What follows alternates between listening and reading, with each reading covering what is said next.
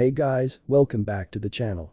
This is a story about what if Sesshomaru adopts Naruto Chunin exams.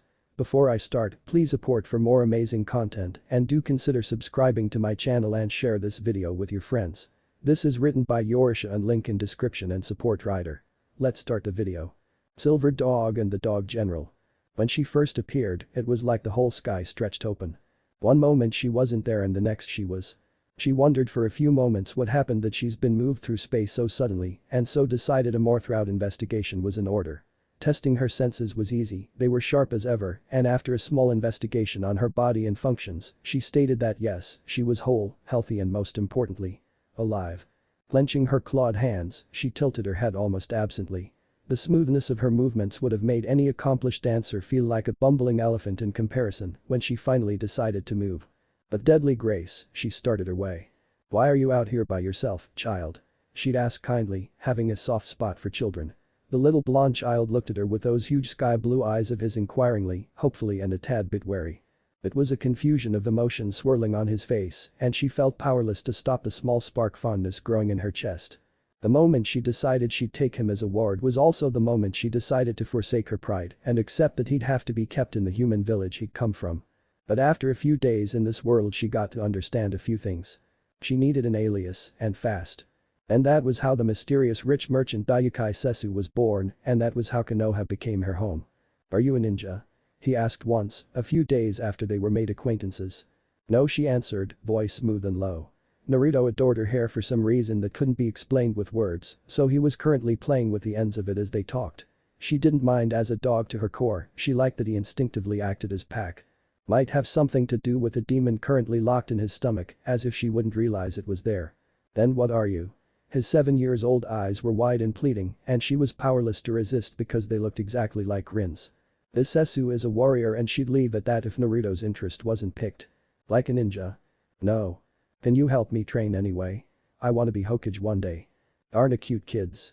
"Keep your feet apart and repeat what this Cesu has shown you." Her long silver hair wavered in the wind. It's been a month since she settled.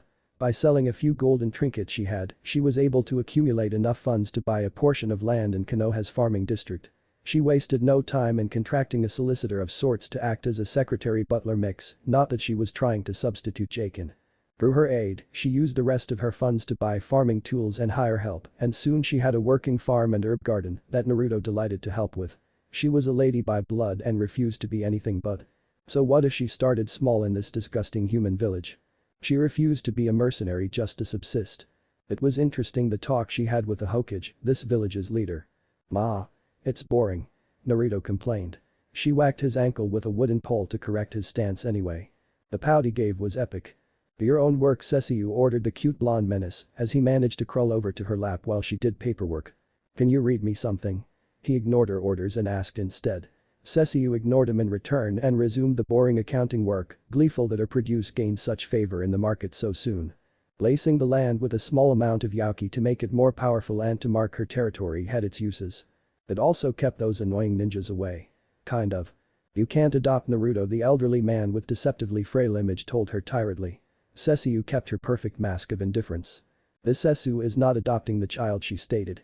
The Hokage blinked down at her as if seeing her for the first time, even if this was their third meeting in person.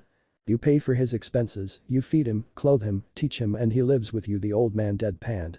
Cesu had to hide an amused smirk, but the amusement hinted anyway from the way her eyes glinted. True, she nodded, conceding his point, then she made hers. "Do you mind?" "Not at all." "Then does it matter?" The Hokage's answering smile was as cunning as the glint in both their eyes. But the council did mind.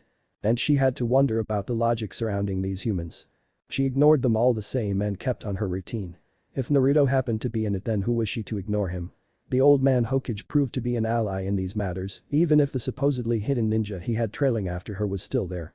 She didn't mind the suspicion. It proved these humans weren't completely stupid. One day she appeared out of nowhere and then took the reins and became a major source of income for the village in under a year. It didn't take much to keep the civilian part of the council out of her back, just a few words that may or not have involved a treat about relocating her business if they didn't leave her alone. It worked wonders and to this day, the only objections about her taking care of the blonde boy came from the Hokage's own advisors. Her eyes were on them. It was funny how after 2 years, Naruto was no one ever suspected her not so human heritage. But then again, she saw white-haired people around more often than she'd care for. Aside from the far from normal powers these humans had. Really elemental manipulation, speed and power and stealth. This society was one upside down, though she did understand she lived in a military base. She got used to the quirks these humans had, it helped to hide her own non-human traits. Silver hair, sunny yellow eyes and pointy ears meant demon in her other world. Here it meant nothing. Though it was time Naruto knew the truth. Seals were a wonderful thing. Cesu wasn't that proficient in the creation of them, but she dabbled in the art from time to time. Though she knew how to create barriers perhaps not as well as her father has been, but it was an acceptable level. Charging her seals with Yaki apparently was overkill in this world. All the humans had their chakra to make them more powerful, it reacted poorly with her demonic kai. She was simply more powerful than them. Whoa. Cool. Naruto exclaimed when he came back from his academy and found the house he shared with his guardian encased in a glowing golden bauble. He passed through the layer of protection easily enough, the ninja trailing after him did not. What is this stuff? Cesu flickered an eyebrow up as the Anbu sent by the Hokage to keep an eye on her, crossed his arms and plopped down on a nearby tree, the eye holes of his masks piercing her back.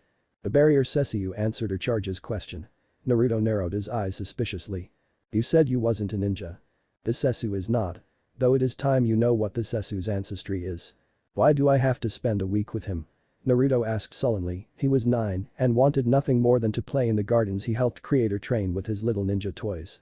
Cesu didn't bother with a reply, her slightly darkening eyes was enough. She didn't use violence to discipline him, but Naruto always felt horrible every time he disappointed her. Plus she made sure to be extra harsh when they trained personally. She was teaching him kinjutsu and it was awesome. He nodded, pouting. Cesu sighed. You will spend a week with Takeo learning everything you can about his trade. He is a blacksmith and the lessons you learn will only benefit yourself. This time, his nod was more determined.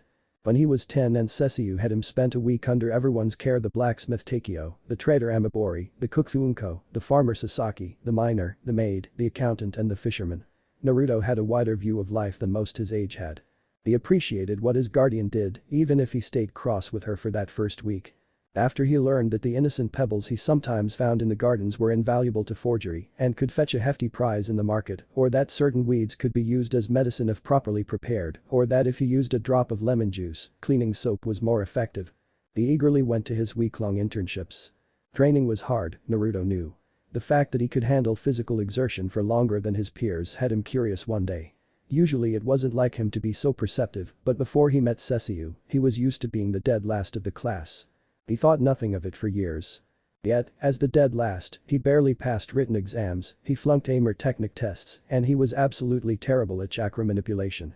So why was he the one with the highest endurance? After his guardian took him under her wings, she had him read a book per week, she had him practice moves to perfection before moving to other katas, she had him solve math problems or logic ones, and had him meditate periodically. He wasn't a good student and gave her a hard time.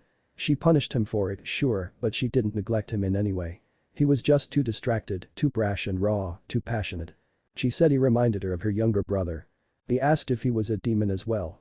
She said all demons were naturally stronger than humans and left it at that. He could draw his own conclusions. Why do I have to do something so girly? The little blonde whined, looking down at his crooked lines that bled ink and were absolutely atrocious. Do you not wish to learn calligraphy? Cesu asked calmly. She never seemed to lose her cool. Naruto blinked, staring down at the stained brush and all the wasted paper around him. He came a far way so far, his letters were unrecognizable, and the brushing combo was hard to master. He had to have a sure control of his wrist movements and the power he applied on the paper. Too much pressure, the ink blotched, too much ink, it bled and stained, too little ink, the lines broke and shattered. It was harder than he thought it would be. His guardian never had him do something that wouldn't help him get stronger in some way though.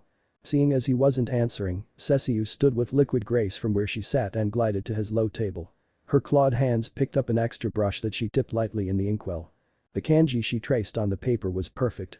Even the strongest of oak started as a sapling. She had purple stripes around her delicate-looking wrists, they were beautiful and looked like brush strokes. I failed the exam, Naruto mumbled.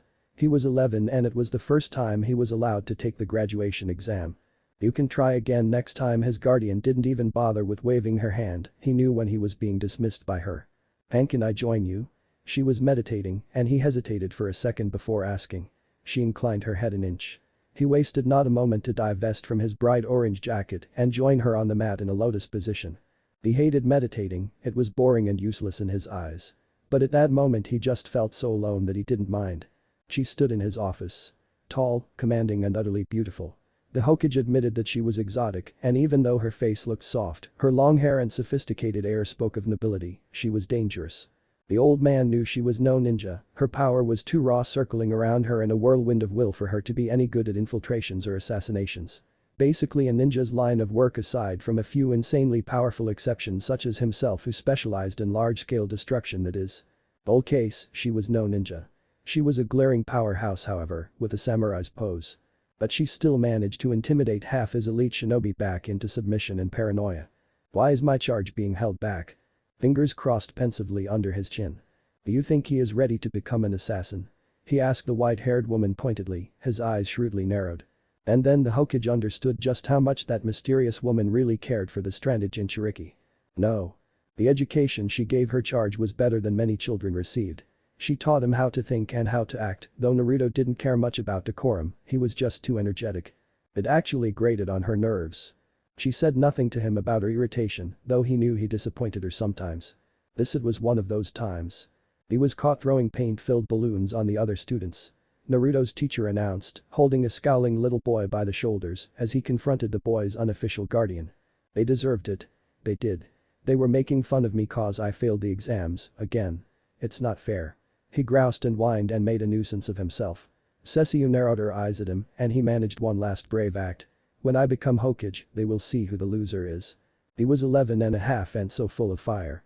The teacher pinched Naruto and Cesu shot him a poisonous glare so green the teacher deflated and cowed, practically fleeing their house, as if the hounds of hells were nipping at his toes.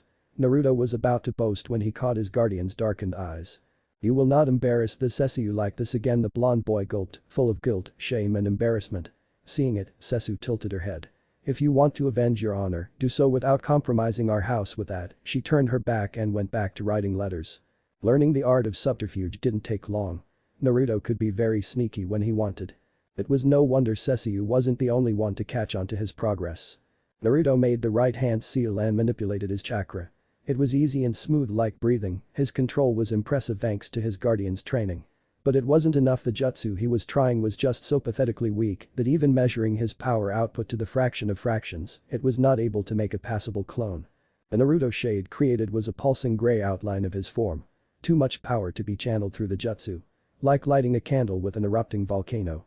I'm sorry Naruto, I can't pass you. And then Mizuki tried to reason and failed, and then came to Naruto with that fake proposition that to the blonde was as obvious as the sun. He went to the Hokage tower, yes, but not before sending a message to the old man. I can't make the Bushin Jutsu, Naruto said to the Hokage after the fiasco that night. Mizuki was not so comfortably sitting inside some interrogation cell. The old man smiled kindly, rising from his seat and reaching for the secret compartment where he stored the same scroll Mizuki had Naruto steal. Read the first jutsu you find on this scroll, if you can learn and use it, it is yours, and I will personally make you an official ninja. The village symbol glinted merrily on his new bandana. He had it tied around his head, holding his sun-colored hair away from his eyes. His hair was getting long, but he didn't feel like having it cut right now. So you passed, Cesu stated, flowing from one sword kata to the next like a river on a calm summer day. She was using one of her swords, called Tensiga if he wasn't mistaken. She didn't pause in her exercise, nor would she. Yeah. I'm a ninja and one step closer to being Hokage. The Cesu is proud, no lie ever left her lips. Naruto beamed. Naruto stared at the faces of the people around him wondering who would be on his team. He learned a lot from his guardian, and being proud of his power was undoubtedly one of those things. No matter what the other children thought of him, he was also training to be a ninja. Deception is a ninja's weapon, his adopted mother once spoke when he asked why shouldn't he just kick everyone back in the academy. He didn't understand why he had to do it, then hide his progress and fall back on the sidelines, while his peers shown their talent high. If she, Cesu herself, flaunted her power like hubris was her middle name. It was only after talking with Shikamaru and seeing the hidden intelligence behind his eyes that Naruto truly knew. Cesu was no ninja, she was in a category all of her own. Team 7, Haruno Sakura, Uchiha Sasuke and Uzumaki, Naruto Iruka-sensei announced, stealing a glance at Naruto, as if to gauge his reaction. Naruto didn't disappoint him in his exuberant explosion, it was expected of him anyway. Naruto, what are you doing? After an hour waiting around for their teacher to decide to come and collect them, Naruto got bored and fished out of his pack a book. It was a small paper cover leaflet that was so old it crumbled around the edges. "I'm reading," the blonde drawled out lazily, opening his little book and eyeing the pages with barely concealed disgust. Curious, the pink-haired girl tiptoed to stand behind Naruto and peek over his shoulder at the complicated jumble of lines drawn on the pages. "Naruto, what is this?" his teammate asked breathlessly. She was fascinated. Being a studious girl by nature, Sakura sometimes came across things in the library a less dedicated genin might miss. This which her new teammate held was no rookie material, even she had trouble understanding the meanings. "Barriers?" Behind them, Sasuke scoffed. He was as bad at creating barriers as she expected, but she gave him a guidebook anyway, in hopes he would read it and present his theories for her in time for dinner. They always dined together, he was her pack and she'd take care of him as an alpha. Sometimes it was troublesome, but other times it was completely worth it, mostly because in front of her sat the old man Hokage and a silver-haired man she's seen around a few times. "You passed him," Cesu stated, not one to waste her breath. The Hokage nodded slowly and took a wild intake out of his lit pipe. The silver-haired man blinked his visible eye. "He deserved it this time," Cesu narrowed her golden eyes. "This is Hada Kakashi, and he will be the one responsible for Naruto and his team." Hiruzen introduced. Kakashi smelt of dogs, faintly in his scent she could feel it even if he couldn't anymore.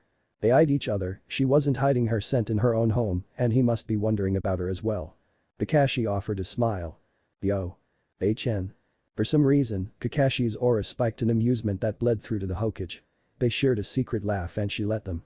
"Your team is still waiting for you." Asuma took a puff out of his cigarette. "Like father like son it seems." Kakashi smiled, amusement rolling out of him in waves. The smoking Jounin shrugged, it wasn't any of his business, though he was also amused by Kakashi's antics. "Ma, let the munchkins learn some patience." The silver-haired man waved a hand dismissively. "What about your team?" "Collected and briefed them already, we will start tomorrow." Asuma paused, chewing on the end of his smoke. "Will you make them go through that?" "Now that you mention it." Kakashi. "It should be interesting to see how someone trained by that one will come out." The silver-haired man sighed, pulling out his orange book. "She comes out of nowhere and takes Naruto under her care. You will get your chance." Asuma stated with far more consideration than he was known for showing. For a second, Kakashi reminisced about old times, then he shook his head and smiled again. He hoped he was a good teacher to the brats, mostly his own teacher's son. The fact that Minato's legacy was under the care of someone who smelled so acutely like dogs amused him greatly. "Uzumaki Naruto."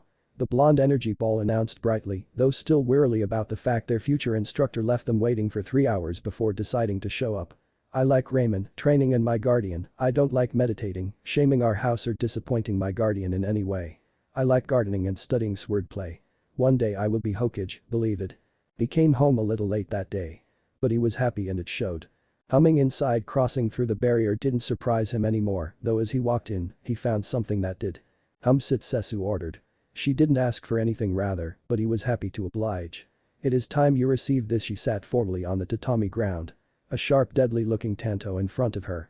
The blade gleamed and moved under the flickering light like smoke. Pushing her hand forward, Cesu offered her ward the blade.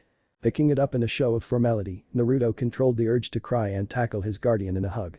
She made it clear she didn't do flying tackles hugs. When his fingers brushed against the blade, it was like he had a piece of her in his hands. Looking up, he met half-lidded sun-colored eyes. "Thank you, I will take care of it."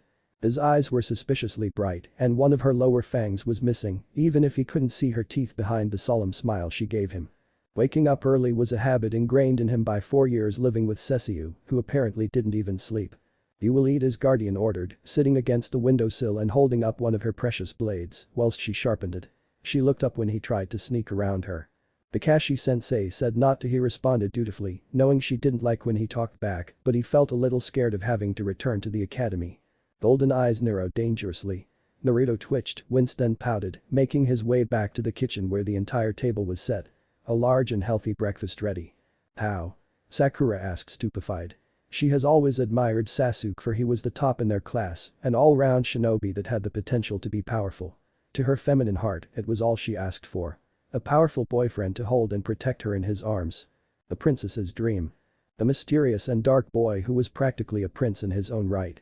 She never bothered to pay attention to the other boys in her class, but catching a glimpse of their performance was inevitable when they sparred together or held practice in the courtyard. Naruto was atrocious. His taijutsu was lacking, he was too wild, didn't have discipline, and showed a complete degraded intelligence. To her knowledge, he didn't even know how to make a working clone. Sasuke has always been the powerful one, not Naruto. Naruto was the dead last. So why was he one-upping Sasuke against their hopefully future teacher? Why? His teeth were so tightly locked together his word was ground out. Naruto looked up at Sasuke with a raised eyebrow so similar to his mentor that it would have scared her half-brother had he been there to witness it. Seeing as Sasuke wasn't going to elaborate, Naruto urged him. Why what? He drawled lazily, crossing his arms. He had a good idea of what Sasuke was talking about, but the conceited boy had to ask for it. Sasuke's eyes told Naruto the raven-haired boy felt cheated of all things. During our test, your performance was not the same as in the academy, why did you hide your true strength? Deception is a ninja's greatest weapon, and the way his new teammate eyes darkened, Naruto knew things weren't going to be good. Ma, you were the one who trained Naruto. Kakashi's lazy drawl was deceptive to most who didn't know him, but Cesu had centuries of experience in dealing with apparently innocent predators, she belonged to that group. Gold met Carbon Black in a silent battle of wills that amused the elderly village leader greatly.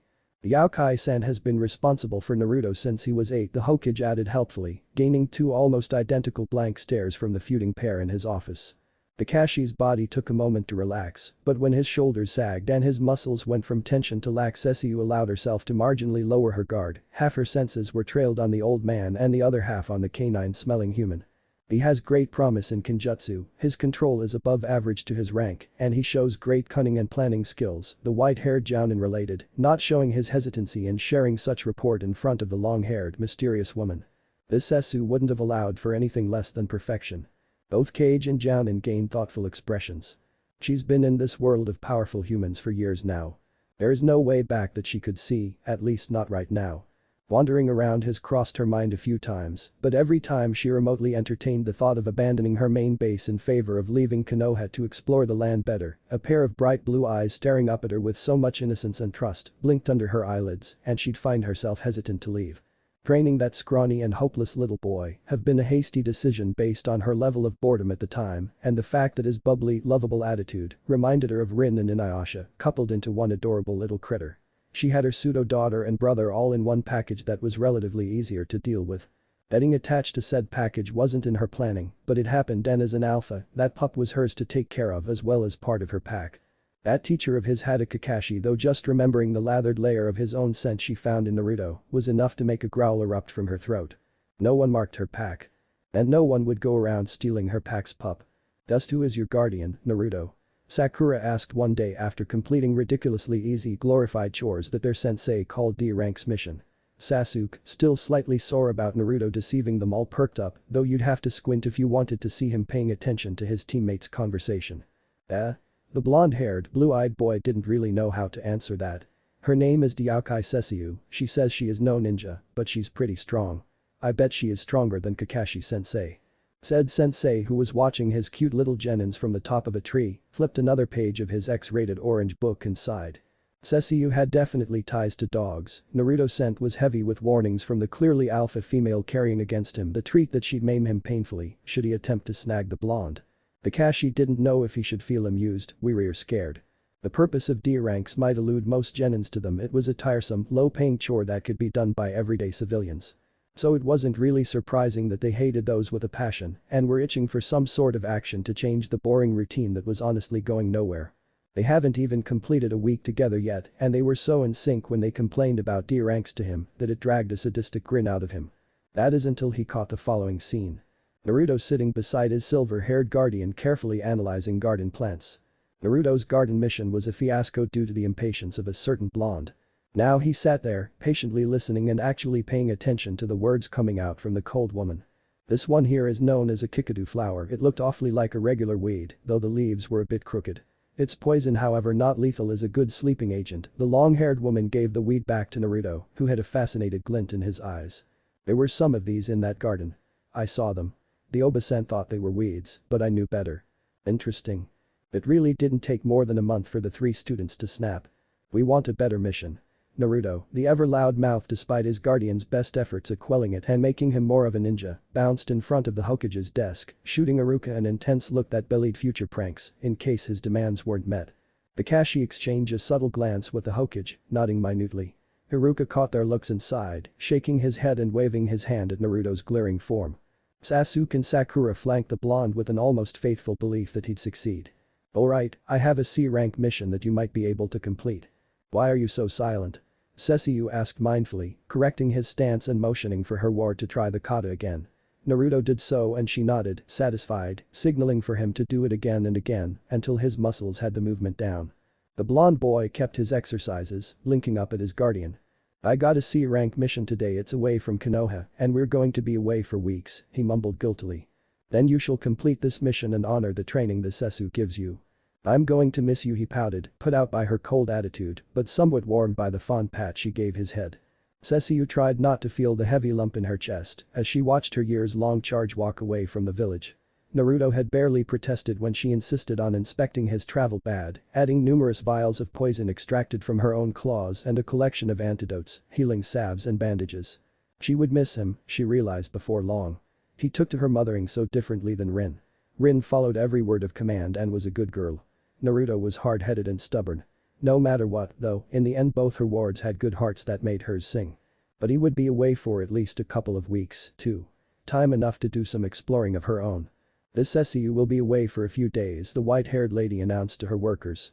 They were in the process of expanding business and were a little weary about her departure. "I will look after things," my lady Amabori and the rest of her crew nodded eagerly. "We will be ready to open the tea house as soon as you and Naruto-sama are back in the village." Cesu nodded, face not betraying how pleased she was. Soon she would be wealthy enough to buy more lands and finally build the palace she truly deserved to live in. However, for now, she'd settle in sating the wanderlust she's been suffering these past few years. The urge to travel and see new territory has always pulsed in her heart and blood, plus her canine nature asked regular patrols of the area she saw as hers. That included Konoha. To her hidden chagrin. Kakashi could only blink in surprise at the amount of discipline Naruto showed during the mission. While the kid was as unruly as they came, when the situation asked for it, Naruto fell into his station as the Jounin's underling and prepared to receive orders. Sure, there was that drop of anarchy in there where the genin just couldn't help but question his orders, but Izuna was still alive and Sakura and Sasuke were surprisingly easier to deal with once they saw their teammate maturity. He had Naruto's guardian to thank for this too. Naruto was looking like a perfect mix of his parents, with Minato's silent finesse and Kushina's loud-natured powerhouse. It made a tight, nostalgic knot seize in his chest and burn. Traveling has always been relaxing. Sure, the constant presence of an enamored imp, a double-headed dragon and a little girl made things a little less dull, but Cesu enjoyed the feeling of freedom all the same. Even so, while crossing Fire Country, she had to make a conscious effort not to follow the few trails of Naruto scent she found here and there and made a mental note to teach him how to disguise his trail better when both returned to Konoha. His new teacher was a tracker, he should have known better. The pair of thieves couldn't possibly be more skilled than Chunin level. Aki was a good tracker, while Sato was a good hitter. They made a small fortune with these kind of jobs, kidnapping wealthy-looking civilians that traveled through their roads without due mercenary protection and then asking for a rescue fee. So as their greedy eyes found the figure of a well-off-looking lady with long and flowing silver hair, brilliant golden eyes, rich clothes and regal, noble air around her, they thought they had hit a jackpot. She was more than a succulent target since Aki wasn't feeling any chakra from her. Patrols of the Ninja Corps from Fire Country's own military village found the couple of bandits neatly tied up and dutifully beaten black and blue. The Monarch lady, one of them, who was still conscious, stuttered before being gently put to sleep. The Hokage would like to hear about this. For now, the patrol unit's leader was simply amused by the night terrors these low-lives were having about that demonic lady. The smell of rotten flesh hit her sensitive senses hard. She's been following a suspicious trail for a few days now. The scent of snake demon was prominent, which made the demon lady immediately suspicious. There were supposed to be no demons here. Aside from a very obvious Inuyaukai and the nine-tails-shaped monster locked in Naruto's belly bottom.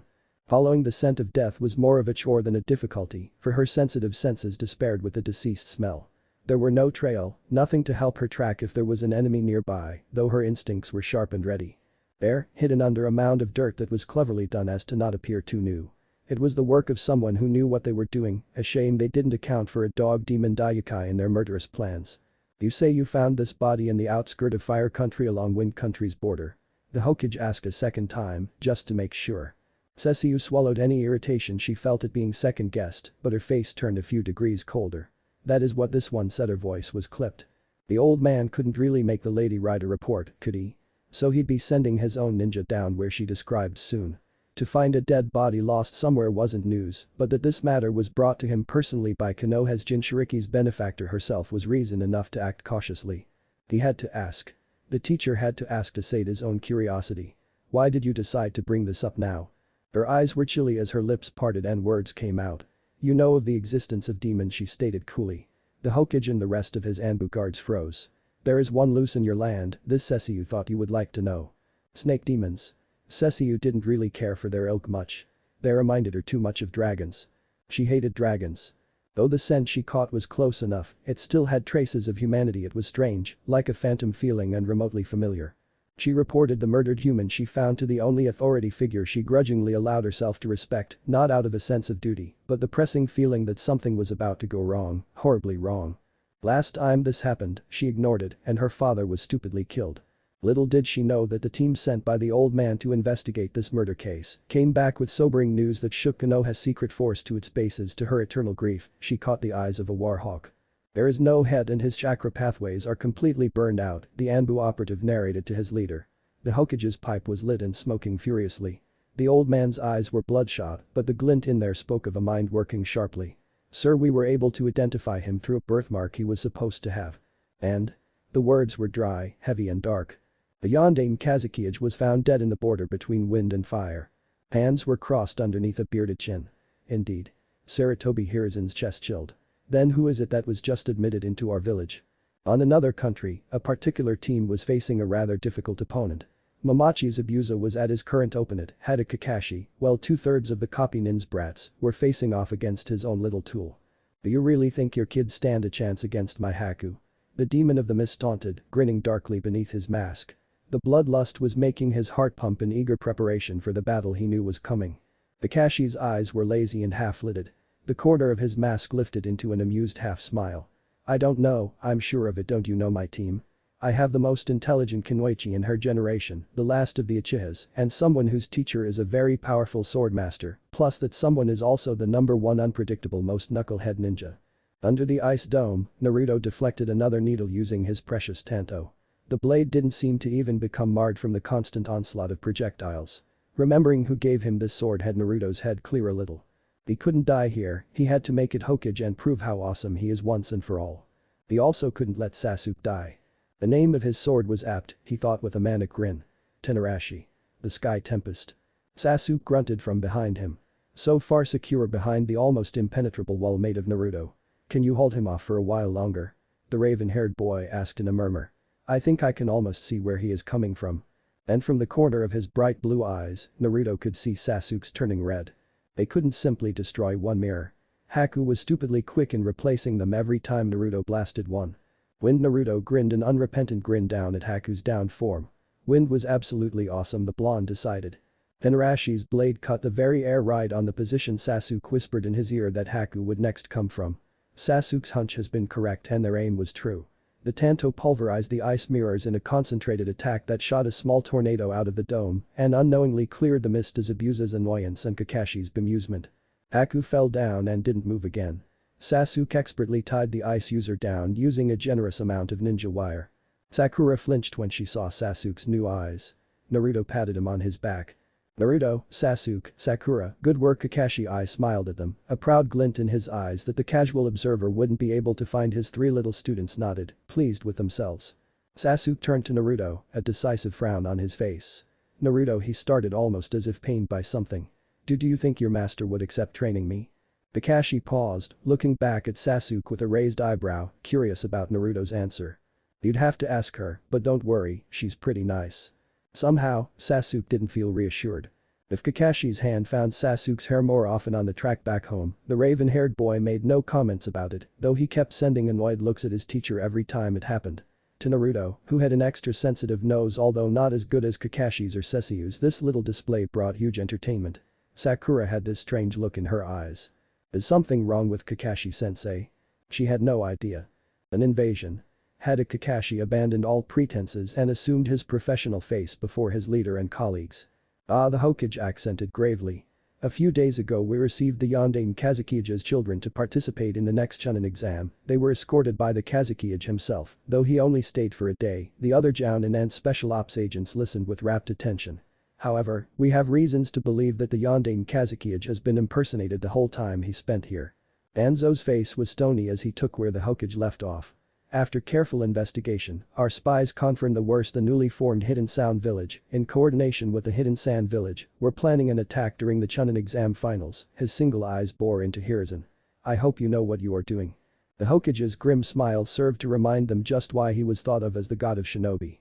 This Cesu has heard about your nomination to the rank evaluation exam, was the first words Naruto heard when he came barreling in the farmhouse he shared with his guardian. Bewildered, the blonde ignored the menacing glare and launched himself at the silver-haired woman's chest. We will double your training hours, this one will not allow for any weakness. Naruto was too happy snuggling up his guardian to really care about the death sentence he just signed. The village council was decidedly sharing one thing amongst themselves, and that was the uneasy feeling that have settled on their shoulders as of late. Members of Konoha's council agreed on one thing though. The one who found the body. Kaharu started, smoothly and calmly, as if she had all the reasons in the world to be at calm, when everyone else seemed to be about ready to tear their own hair out. The one who found the body was Daikai Cesu. The elder smiled as her words had the desired effect. She could feel Danzo's grim smile right next to her and couldn't help the feeling of someone walking on her grave. It was ridiculously easy to find her. She was sitting on an embroidered cushion and sipping tea with the poise of Amaterasu herself. Shining silver hair cascading down her back and framing an elven face sculpted so perfectly it resembled a doll. Bright golden eyes that were deceptively blank regarded them coolly. Their presence is being requested in the Hokage's tower. He didn't swallow nervously. If he did that, he'd be admitting that the woman's unnerving gaze was starting to get to him. He was a trained killer, he could withstand killing intent. Ayukai Cesu wasn't even making an effort. Curse it. Cesu didn't allow the annoyance she felt to bleed into her face. The stony look she had on was enough to cower these lowly humans. How dare they suspect her? She tries to do something nice and this is her reward. See if she helps curb this invasion of them without proper retribution. Maybe they will let her acquire the large unused estate at the outskirt of the village for a fair price. It was about time she had her castle. My lady Cesu, I'm sorry about this inconvenience. The old man that used power in lazy thick waves spoke as a form of greeting. The silver-haired dog demon smirked, a sharp tug of skin at the corner of her lips. But we have a few questions we'd like to ask you. It is no problem at all, however this one does not promise she will be helpful. The Hokage lit his pipe as the shinobi behind him shifted uneasily. Seems they're starting to catch on the power play between the two. This would be amusing. Indeed, did you know the identity of the dead you found during your wanderings? No. How were you led there, if you don't mind us asking? This Cesu dislikes snakes was all she said, and to those who understood, their skins became white. Sakura looked thoughtfully at the slip of paper in her hands. Should she sign it? She personally didn't feel ready to tackle such a monumental test like this. She was smart, book smart, but her real-life experience was mediocre and her physical prowess was laughable. Oh, Sakura was stronger and faster than a civilian, she was a genin after all. But that was all. She wasn't special. Naruto was tireless and possessed an inner fire that moved him beyond expectations. Sasuke was a genius in the shinobi arts. Where did she fit in the team? So far, she's only dragged them down. Maybe if she had help. If she gave a hearty try instead of blundering her training. The paper in her hands was heavy, her hands shook slightly as she signed it. Naruto stood in front of his house surrounded by his two teammates. This is where you live? Sakura exclaimed, wide-eyed.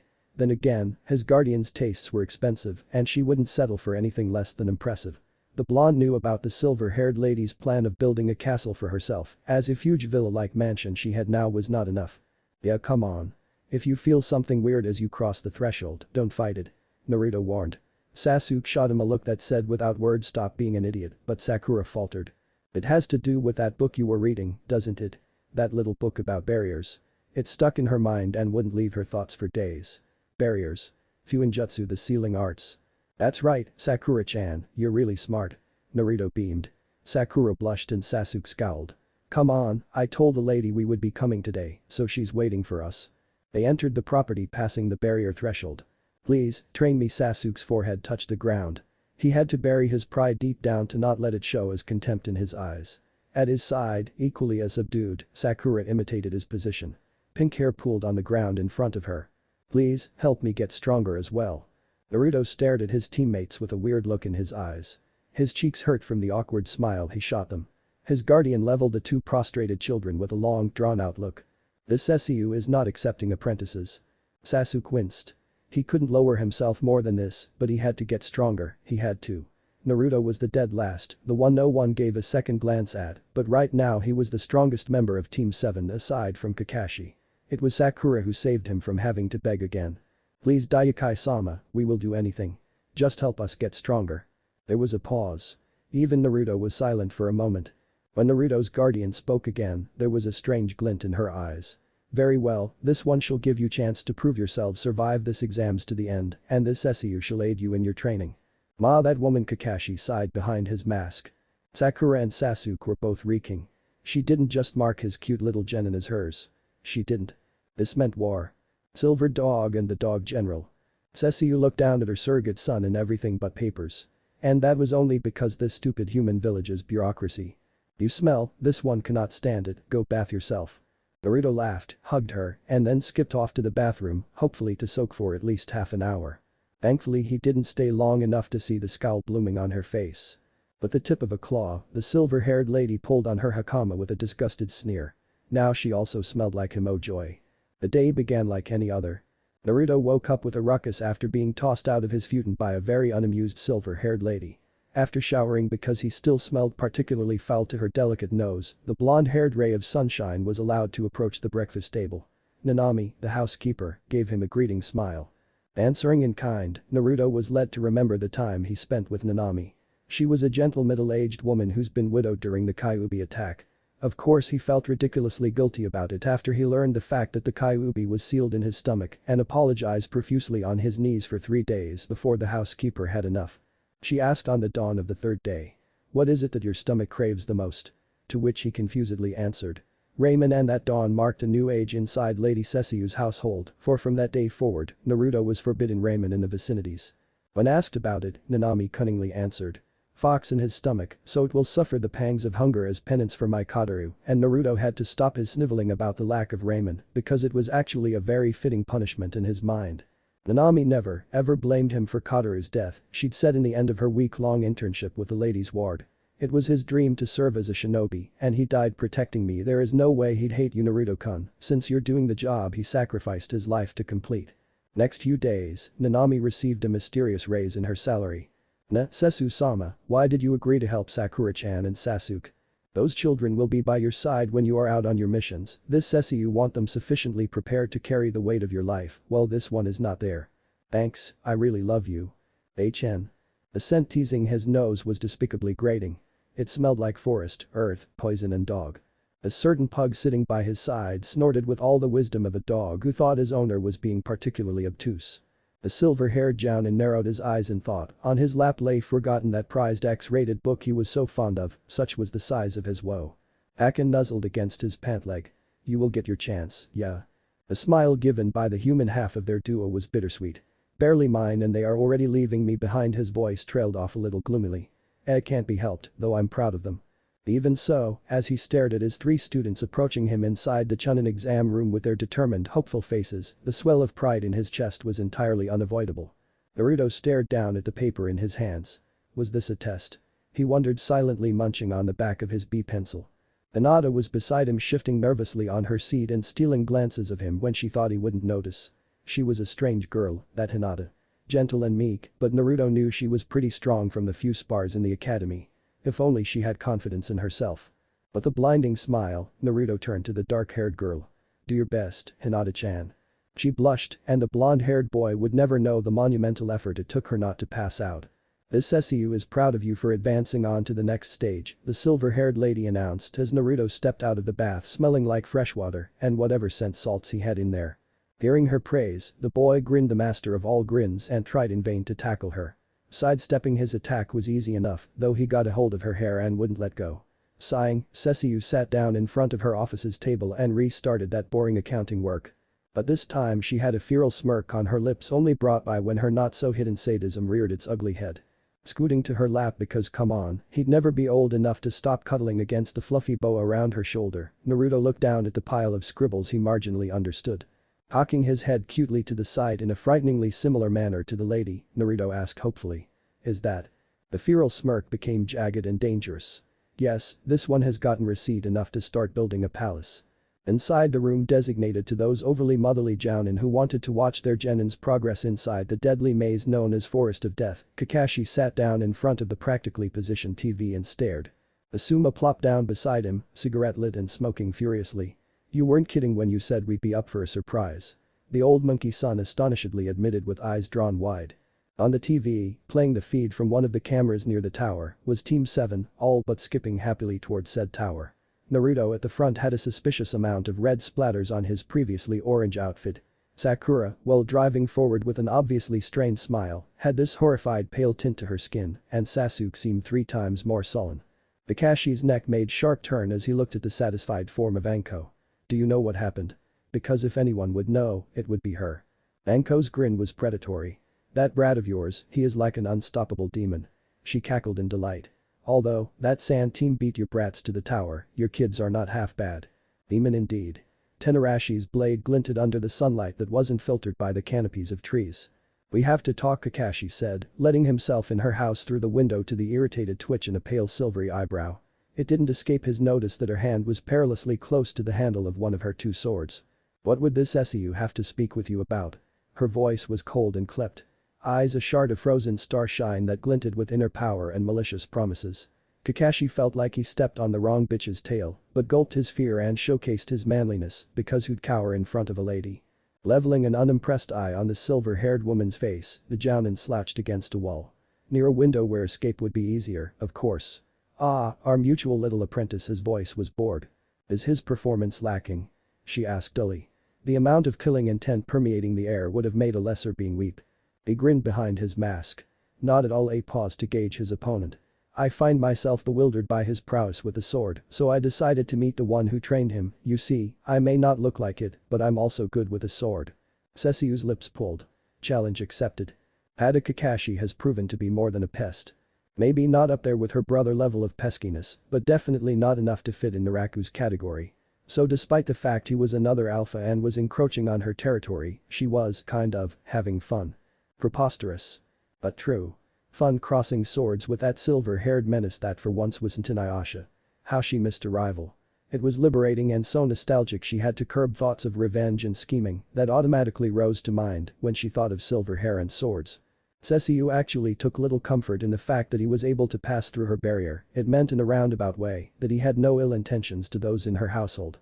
She was having fun for the first time in years, perhaps since she was first brought here and lost in Inuyasha. She had someone who wasn't endearingly dependent on her to lash out building frustrations on. 5 days. 5 days was the amount of time Naruto had to spend locked in a tower with a bunch of bloodthirsty mini-killers. If that wasn't asking for a massive prank marathon, then he didn't know who he was anymore. Recruiting Kiba, and surprisingly enough that freaky Suna kid who wore makeup, was easy. Suffice to say, no one else had peace during those 5 days' revenue. I was feeling strangely dejected. Ever since Kakashi threw himself into a new rivalry, he's been less than amicable to guys' antics, adopting an even more hipster style than usual. The beautiful green beast of Konoha didn't know what to do. Just who was it that stole Kakashi from him? So one day when his genin had finally reached the tower, Guy dashed out in search of his eternal rival and found him trading vicious sword blows against a slight, very beautiful woman. The fight was as brutal as it was similar to moving poetry. The woman's movements were almost choreographed to reach a perfect mixture between deadliness and grace. Her pure silver hair trailed behind her as she danced with his rival in expert levels. The intent to kill was there but not prominent. Then there was Kakashi. Guy couldn't remember with precision the last time Kakashi picked up his father's tanto without wearing an Anbu mask. But there he was, swift concentration written in the visible brow, muscles taut and expression free. Understanding filled Guy. A grin lit his lips as bright as the sun above them. For some reason, Kakashi had a sudden bad feeling. Let it be known that browbeating Tsurutobi Hiruzen in sheer stubbornness alone is a feat only Danzo was able to do, and that is because growing together the other ancient one had a monumental pile of blackmail. So the current Hokage sat down, pipe lit and crossed hands leaning against his chin as he stared in a growing mix of amusement and grudging perplexity at the figure sitting daintily in front of him. Let it also be known that no one, not even death, could beat Cesu in stubbornness. She was the one who managed to find her father's dead body in the limbo, using a jewel hidden in her brother's eyes. She was the one who controlled a sword that had the power to bring the dead back to life. She even regrew a limb. The paper slid smoothly from her hand to the desk and then to the old man's hands. You want to? Yes. This much? HN. Amused, the Hokage checked the amount of zeros next to her offer and chuckled at the absurdity of it all. It seems Konoha will have its first palace built. His stamp never made such a glorious sound as it came down on that particular document. Let it be known that he'd be laughing when Sound invaded, only to discover their allies from Suna gave up their ridiculous coup because they mysteriously found evidence that their Kazukiage was a fraud and had no will to be crushed by Konoha. All thanks to the lady sitting in front of him. Now they had a delicious trap mounted to catch a very slithery snake. Least he could do was allow the silver-haired noblewoman her own castle. It'd look pretty by the riverside and invite more business from the daimyo. Because the number of genin that got through the second phase was way larger than we expected, we will be holding matches to determine who will pass to the third phase. Kakashi explained lazily, laying down on the bench as if he owned it and reading as if there'd be no tomorrow. He heard a delicate swish of air leaving the woman's mouth and continued with a smile. Naruto will get through, don't worry. She shot him a poisonous yellow glare. As if the Cesu was not already aware of her disciple's prowess. The silver-haired man lifted his visible eye to stare at the other silver-haired creature looming over him. Good. Then he got back to his book. He could feel her raw presence getting away. Maybe comparing to a storm that was over and passing, getting more distant as time went by and calm settled back in. As much as the gentle wind and sun beating down on him was pleasant, he found himself missing the rain. Strange. At any case, he should go to the tower soon anyway. Realizing he was the only adept swordsman amongst his rank peers had a weird sense of accomplishment make his eyes suspiciously bright. As if absently led by his thought, his hand found Tenarashi's handle. His dam at his mother's presence pulsed quietly inside the blade, enveloping him and lending him power. Sitting by his side while waiting for his match, Cesu watched the blonde's actions with a curious brow lifted. That blade, is it a chakra blade? He knew about a special metal that could work with chakra. His clan had been wealthy enough that the chance to see one up and close was common, though Naruto's sword had a strange presence that unsettled him greatly. Not really. Naruto grinned brightly, spurred by the opening to show off. The blonde pulled the blade lightly to free it from its sheath. See? I think the lady made this sword herself, so it's very special. Listening to his cute student's words, Kakashi spied on said blade with that same curious glint in his eye that Sasuke had. Even Sakura was interested. You mean the lady is a blacksmith? Sakura asked incredulously. The sentiment was passed around through 3/4 of the team. Naruto laughed. No. She said she hired the best blacksmith she could find in Fire Country and commissioned this sword, though she gave the material. Can't you feel it? The oppressing energy that made Kakashi's mind remote to the Kyuubi attack 12 years ago and earlier. To Rin it wasn't quite the same, but the corrosive quality matched. Naruto tried not to appear too smug as the medics had to practically peel Kibo off the ground. Cesu coned his opponent using a clever mix of ingenuity, Sharingan tricks, and a move he borrowed from Rock Lee. Then it was Sakura's turn. Against Ino. This was actually the hardest she ever fought in her life. She had to give at least 110%, and if that wasn't enough, she had to reach the finals if she wanted to be recognized by Naruto's private teacher. Ayukai Sesshomaru was a woman that used power and poise. She's so elegant and beautiful that Sakura couldn't help the admiration that bloomed in her chest. That the lady was willing to help her get stronger was awesome, but only if she passed through this. Ino was going down. Sakura wasn't stupid. She wasn't the smartest kunoichi in her year by being pretty alone. She might not be from a grand clan. Her parents are humble retired ninja that couldn't help her past the basics, but Sakura understood things to a finer level that would one day make her great. The blonde girl was failing. She's cut her hair, and Sakura could feel the underhand tactic a mile away. But this was her chance, she'd realized. Shanaro. Let's do this. Saw Sakura-chan. Naruto gaped like an inelegant toad at the longest brawl so far. He saw how Sakura was lacking in technique and strength, but she could hold her own against a clan girl like Ino. It proved Sakura's potential. Sasuke had his Sharingan eye spinning madly. Even he was surprised about the turnabout. Everyone who knew Yamanaka's jutsu had their mouths hanging open. She has 2 chakra signatures in her head. Sasuke breathed out simply wide-eyed.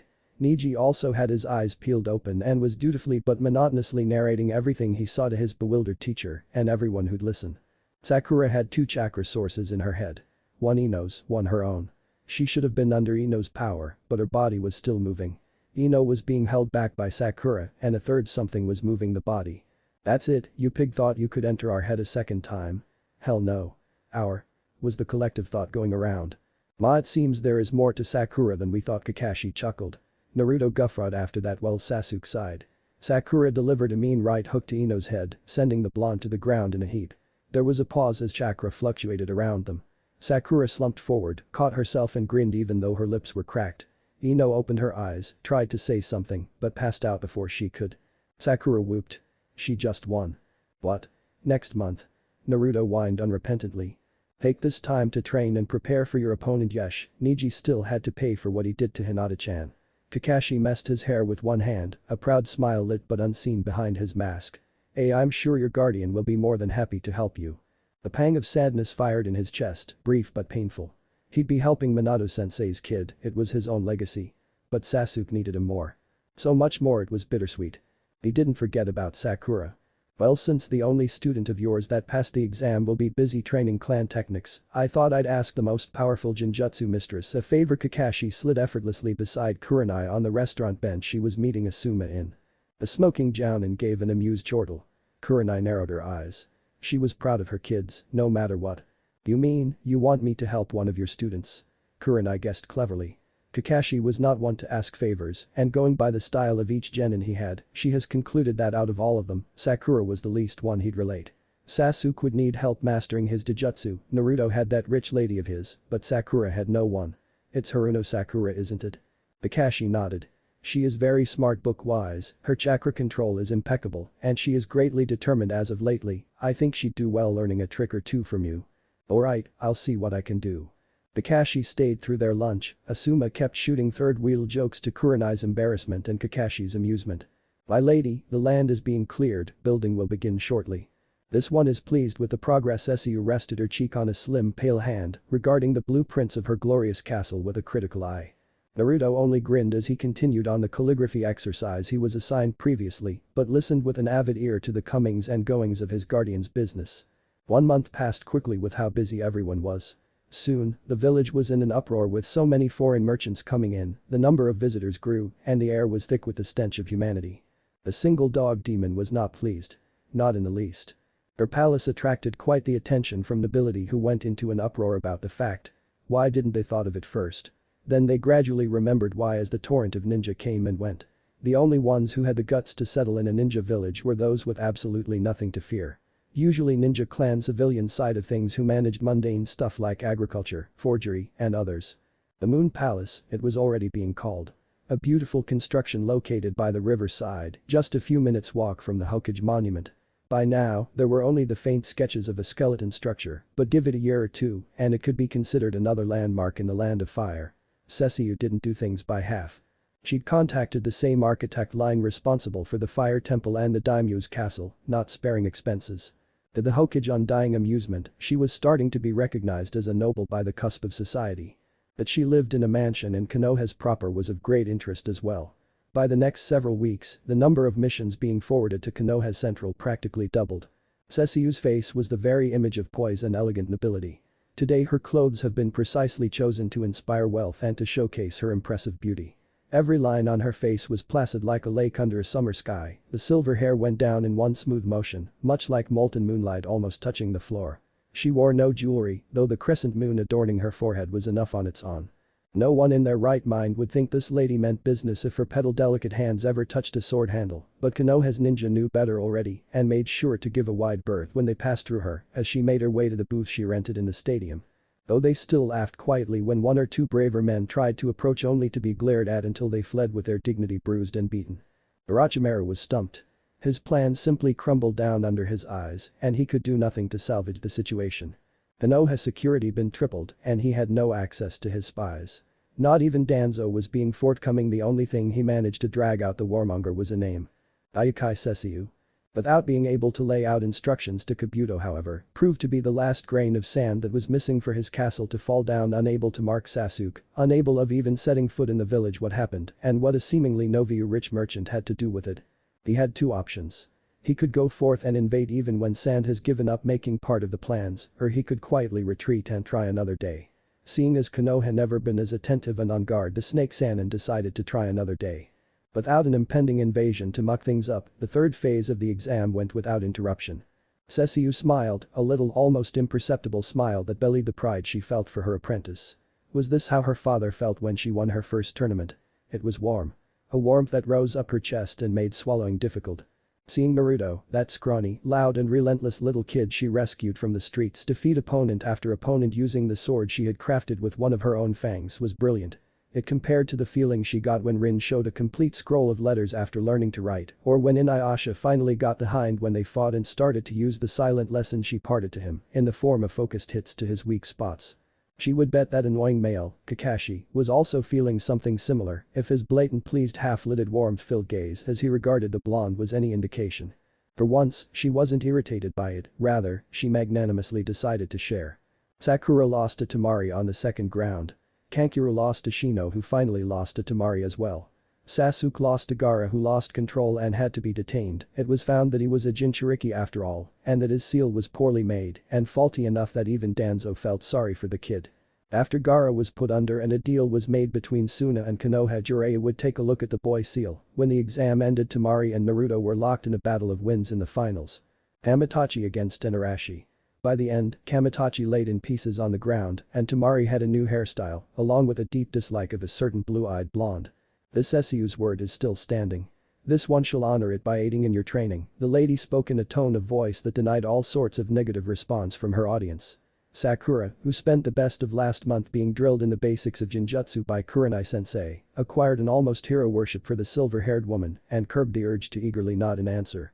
Sasuke, coming from a noble clan, had the appropriate response. His head lowered respectfully to the ground. Please accept us as your apprentices. Sunny golden eyes flashed calculatingly. Very well, rise now, let the Cesu evaluate your progress. Sasuke and Sakura had a very painful day. You can't steal my students, Kakashi grouched shamelessly. He was slouching with both hands in his pockets and a very unhappy cloud in his eyes. Cesu's head tilted to the side. This one has stolen nothing of yours, much less students, was the cool, almost offended answer. Kakashi, feeling like a guy to Cesu's Kakashi, shook his head to dislodge the gloom. The Munchkins are suspiciously tired and bright-eyed when we meet and they smelt like her in a sort of way that had his inner canine uncomfortably rioted. She was doing it on purpose if the criminally sadistic glint in her eyes was any indication. Still holding her head endearingly tilted, she really looked like a curious puppy when she did that, albeit a really regal one. The lady's lips lifted into a little mocking smile. The reportedly time you meet is before noon, this Cesu has nothing to do with your lack of punctuality. Sharp. A razor, really. A bubble of amusement rose in his chest and he couldn't help the wave of fondness from crashing over him and sweeping him away. He hummed uncommittedly, an idea popping into his head even as he sent a silent wish for forgiveness toward the people in the memorial stone. Would you mind too terribly if I showed up sometime? Looking at him from over her nose as if he was a detested pest she learned to grudgingly accept, the lady was generous beyond belief. Make sure you take a thorough bath before coming to this one's abode. Crashing in a training session led by the mysterious silver-haired woman, Kakashi sat on top of a tree in her vast garden, simply observing how she tutored. By the way her eyes sought out his position, he gathered he wasn't as clandestine as he thought. Sakura still looked awkward trying to hold onto the kata position with the weight of a bamboo sword. Sasuke, while obviously struggling with maintaining the kata, was more graceful in his endeavor since he possessed superior upper body strength and didn't strain as much. In front of them, pacing and looking gloriously beautiful at it, was the lady herself. Kakashi could see Naruto dutifully practicing a little ways away, a different set of katas that were more advanced. The blonde's fingers were suspiciously black, as if he'd been dabbling them in ink before Kakashi came. Well, he's heard the blonde was learning seals, though he thought the one teaching was Jiraiya. So he wasn't the only one being unjustly substituted in their blonde's life. Kakashi felt strangely comforted by this. So you're saying that Naruto has been living with that woman for 4 years now? Jiraiya asked, strangely blankly. Hiruzen chuckled dryly behind an old weathered hand. You heard correctly. Daiukai Cesu Dono has been generous enough to take on Naruto's living expenses and offered him a home. She also teaches him Kinjutsu and recently has taken Naruto-kun's teammates under her guidance as well. He paused to gauge his old student's face. I have in good faith that she is also teaching him a little bit of Fuinjutsu. Jiraiya balked, face inscrutable. Then he gradually relaxed. I guess it was for the best. I'm relieved Naruto found someone to take care of him, the 1/3 of the Sannin smiled subtly. Though I feel a little jealous, how is Kakashi-kun dealing with this? Here, the Hokage gave a very ominous promising smile. Oh, he's dealing just fine, now tell me more about. Kakashi parried another blow directed to his head with a sigh. Had that connected, he'd have to learn how to live headless and that would be a hassle, wouldn't it? His willful opponent sunk into a deadly spin uncaringly about defense. Though seeing as he was too busy deflecting her swiping attack to his knees and thighs to think about attacking back, that tactic was effective in opening his guard. That long hair of hers was awfully distracting. Her scent was everywhere that hair went, and for some reason it really liked to end up on his face, silvery strands as fine as silk. Thankfully he wore a mask. Jiraiya mumbled something horribly uncouth under his breath as he walked away from Konoha. His little friend was being terribly forward in his request, but Jiraiya owed him something for all the wealth of information he'd provide over the years. Stopping in the nearest village next to the Hidden Leaf village, the Sannin searched through the main street for the place that sold the best dango sticks in this part of Fire Country. There, sitting in a booth wearing nondescript clothes and a particularly unfashionable hat was his contact, if he could even be called that. "How do you do? Jiraiya-sama." That smooth candy-like voice in a low timbre. A smile blossomed on the middle-aged man. "I find myself curious as of late." Weasel-kun nearby, women tittered when they saw Jiraiya. He paid them no mind beside a bright flirty smile and joined the young man's booth. "What is it that I might help you with?" Itachi's face was blank and pale. The boy should take better care of his health. "What is going on?" Sasuke was obliviously unaware that his hated older brother was but a few miles away from Konoha, comfortably having tea and snacking on dango with a third of the Sannin. Instead, the Uchiha heir was sweating inelegantly, struggling not to wince, even as his arms protested violently against the exercise, and silently cheering himself on when he saw Naruto doing the same exercise easily in half the time. Sitting on a rich-looking cushion much like a queen was his impromptu benefactor. Deceptively beautiful, only her students truly knew how much of a demonic taskmaster she could be. Not even Kakashi during their months-long training trip was that rough. He was loving every minute of it. The feeling that he was being pushed beyond his limits by someone who held, even if it was remote, a candle of belief in his strength. The lady said he had potential to be great. His build was good for the sword as it was, only Sasuke never really saw himself as a swordsman. It had a boyish shine with an appeal he couldn't deny. And damn be the one who said he wasn't giving his all. Naruto. Kakashi called a week later. A week filled with spars against the silver-haired lady, and a handful of those he was able to walk away intact. She was a vicious monster with a sword. The moment he thought he had her cornered, she always pulled a trick out of her vast sleeves and trumped him in the end. Whoever invented first blood as a rule of combat should be neutered painfully. Not that she won every time, he wasn't considered a genius out of his good looks alone. If he was keeping a score, it would be about 50-50. As it was, that week gave him ample time to come to terms with his feelings, and infatuation. Actually, maybe he should give it a try, maybe it wouldn't be so disastrous.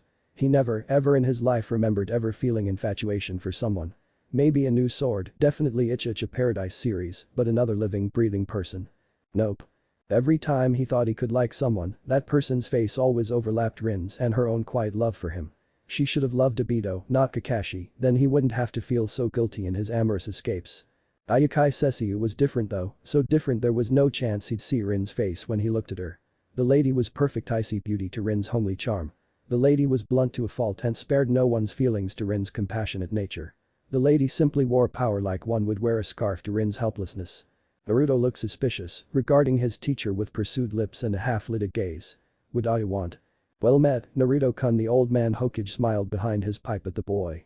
Naruto had this cute weirded out expression on his face that was suspiciously pale. Of course the meddlesome old man knew what was going on if his crystal ball sitting innocently in front of him was any indication, and couldn't help the sadistic amusement from showing in his eyes. "What brings you here?" The blonde plopped himself on the chair in front of the Hokage's table tiredly. "Two don't know what to do," he confessed after a monumental silence in which Hiruzen spent mentally laughing fondly. "And how can this old man help you?" The Hokage could picture the face of his Anbu guards right now. Yes, it was in the Hokage's job description to give counseling to his followers in mundane matters. The happiness of his people was very important. "It's just I think Kakashi-sensei likes my mom." The admission made everyone in the room blink, even the ones concealed in the ceiling. "I asked Tuchi, Naruka-sensei, but they just told me to talk to mom. I can't do that." Naruto's voice had that edge of awkward desperation. "Kakashi-sensei asked me about things she likes the other day, and now cue horrified wide eyes." The old man could resist no longer and chuckled. "It's just puppy love, I'm sure Lady Cesu will be alright." Naruto shook his head violently. "It's not her I'm worried about." Orochimaru never felt so frustrated. Maybe he could go for an upfront attack, that was always a classic option. His artfully crafted scheming has been toppled by a relatively unknown woman who decided to poke her nose, literally, into business, not her own. Perhaps it was right time she suffered an unfortunate accident. He had just a team for the job. If not, he could also put a prize on her head and be comforted by the thought that should she ever set foot outside the village, she'd be targeted by greedy bounty hunters. It wasn't that unusual for a civilian to have a bounty on their head after all, just severely unlikely since ninja with a grudge dealt comeuppance with their own two bloody hands. Ah, the wonders of being professional killers. However he liked to think himself omnipotent and powerful, Daiukai Cesu was sat on a gilded throne under the old man's watchful gaze and a whole platoon of Anbu, itching to put their hands on some snakeskin, so she was inaccessible to his hands for the moment. But not for others' hands.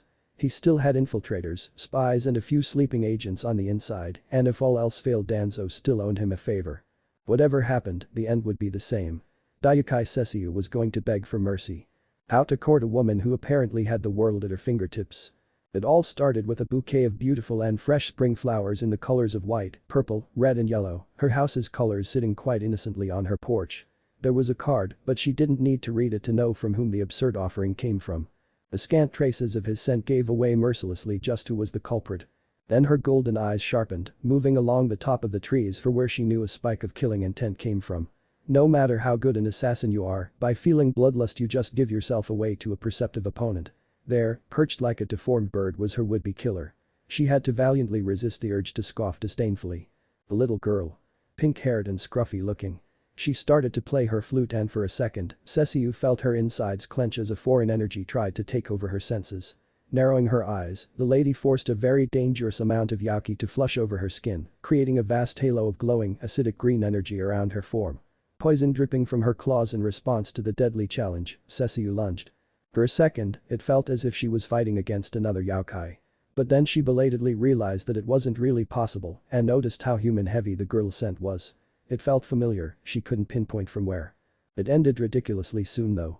The girl barely had time to transform into that grotesque half-demon form before defenselessly being torn to pieces by Cesu's eager claws.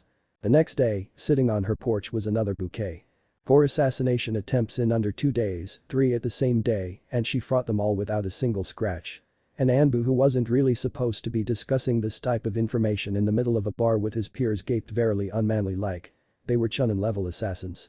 By the time we got there they were all disposed of in the most illsome manner. He finished with a deep swallow of alcohol.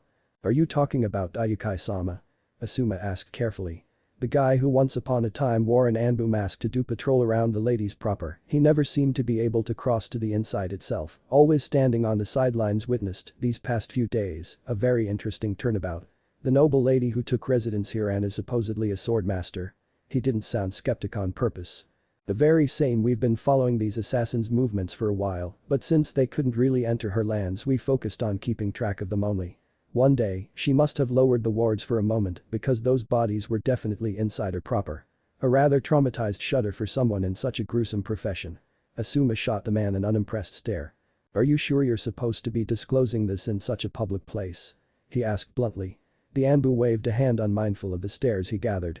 Not really a secret, if you listen to the folks' gossip, everyone already knows about it. Ah, what a wonder it was Civilian Information Network. Asuma slumped on his chair, giving up.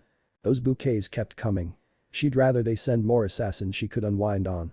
Maybe next time they could last more than a few swipes of her claws. What were these people made of that they crumbled like paper under her hand? Sure, they were superhumans, faster, stronger and all that. She might have been judging them by a too high standard. Then again, Kakashi was a jounin and a whole new league on his own. He wasn't a weakling, that's certain. I feel my attempts at wooing the lady have been outshined by the assassins. Kakashi was not sulking. But he slouched all the same in front of the memorial stone. I think she rather kill things than smell flowers, he confessed to the stone, almost able to feel Obito's presence laughing his ass off at Kakashi's woes. The stone didn't answer him, nor parted with any divine counsel.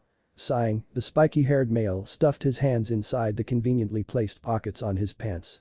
Honestly, the dog-rearing male was feeling very stalkerish lately, and Naruto keeps sending him pityingly looks.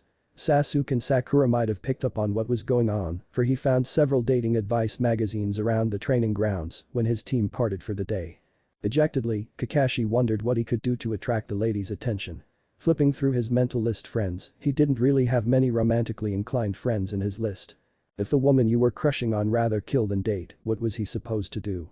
Suddenly, a light sparked in his head. Well, his team was too busy training and he found himself with a lot more time in his hands. Maybe if he explained his situation to the Hokage, the old man would be open-minded to his idea. It was worth a try. You want to go hunting? Saratobi Hiruzen resisted the urge to sigh. Heat of Kakashi removed from Anbu so the man didn't kill himself. How dare the brat come crawling back and demand to have his old job back. Stealing his face, the old Hokage got ready to stamp a denial on Kakashi's request when the younger man interfered. "It's for me and Lady Cesu," he hastily added. "I feel it would be beneficial to our relationship if we could share a battle side by side in a life or death situation. What better way to get close to someone than having their back in battle?" If the Hokage's cough sounded suspiciously like a laugh, no one said anything. Though after Tsunade-sama that's what he said, Kakashi told Jiraiya once the Sannin came back from whatever trip he self-imposedly went. Originally, Hiruzen would have asked his own apprentice to go on such a quest, seeing as Tsunade was much more likely to be agreeable if the request to come back to the village came from a familiar face. Jiraiya, who already suspected the old man wanted to try and pass off the mantle once again to the relatively younger generation, politely excused himself to the council and indulged in a brilliant binge of women peeking. What self-respected village would have a peeking Tom perverted old man as their Hokage? "And he wants me to come along?" Jiraiya asked, internally hoping for a negative answer. If his path never crossed the Slugheims in all these years they've been on the road, it wasn't mere coincidence. Kakashi thankfully shook his head. "That's not necessary, this will count as an A-rank mission, and I already have someone in mind to accompany me. I just wish to note Tsunade-sama's approximate location. If anyone would know, it would be Jiraiya." "What do you say? This one is not opposed to traveling." Naruto banged his head against the ground. It was grassy, he was in a field, and in front of him was a large stone with Kakashi's name scratched into it. Above the stone was a realistic scarecrow with an absurd amount of likeness to said Jounin. Behind where Naruto was conducting the service, Sasuke and Sakura exchanged befuddled glances. Naruto, what's going on?" Sakura asked with a huge amount of uncertain in her voice. Swallowing thickly, the blonde third of their team spoke slowly. "The lady and Kakashi-sensei went out on a mission." Dawning understanding colored Team S faces and they joined Naruto in his sloppily arranged funeral. TBC. Silver Dog and the Dog General. "You really sent them off?" Jiraiya was too dignified to gape like he certainly wanted to, but he gave his mentor a validly questioning stare that had the Hokage valiantly resisting the urge to chuckle fondly, remembering years long past. For his part, Hiruzen Sarutobi smiled secretly, taping his pipe almost absently over the bin to clean out some foul-smelling ashes. Then, as if he was being purposely blasé, the old man fished around the inside of his pristine Hokage robes and pulled out a small paper envelope from the spicy smell coming from it. The envelope contained tobacco.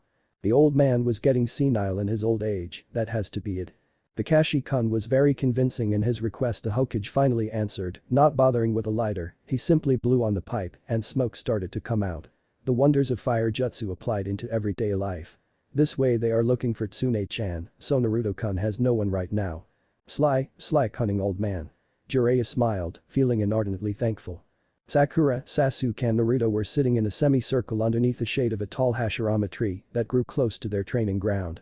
The three genin were staring at Kakashi's make-do grave with pensiveness written all over them. Sakura was the first to break the silence. "Hey Naruto." Naruto grunted. "Do you really think something will happen to Kakashi-sensei?" Another grunt. "Because I don't think Cesu-sama would do any permanent harm." Naruto grunted yet again. Sasuke choked down. Tracking down that brat was easy. He was still there, morosely staring at Kakashi's memorial monument. The large scarecrow looming over the grave, the resemblance was so uncanny that Jiraiya coughed to hide his laughter behind a trembling hand. There was a crow pecking at the dyed straw serving his hair. The crow's eyes met Jiraiya that moment, man understood beast as both shared a thought. Aho. And there was the culprit, sitting under a shade sharing it with his two other teammates. The noon's heat making the three brats a little lazy it seemed. "Oh ho. Your sensei barely out of town and you think you can slack down?" he asked, making his steps harder as to make sound. No use in startling the kids with a silent approach after all. Three pair of sullen eyes met Jiraiya and the older man had to pause for a moment. A wave of nostalgic fondness crashing into him. "Who are you anyway?" Naruto asked rudely, standing up along with his team to face the unknown, suspicious-looking old man. Jiraiya's eyes glinted fearsomely. A very traumatizing moment later, the Sannin had the brats properly respecting him as a super perv, an outstanding citizen with a charming personality and tact with the ladies. "Don't think that just because your sensei got a separate mission from you, that you're on vacation. Come on, brat 1 with me, brat 2 and 3 guy is looking for you." Cue horrified look as the three genin exchanged glances. Naruto held up a trembling finger. "1. Jiraiya nodded with a blinding grin. Sakura raised another finger. "Dai sensei." Nod. It was Mido Guy or Ibiso-kun. Now that I think of it, Kurenai-chan was working with her team, Asuma-kun is busy with council work, that leaves Sakura and Sasuke paled accordingly. I was going to wait until the results from the Chunin exam came out to teach you a super cool jutsu, but if you convince me, I guess I can teach you now. The Sannin grinned down at the blonde who was glaring up at him.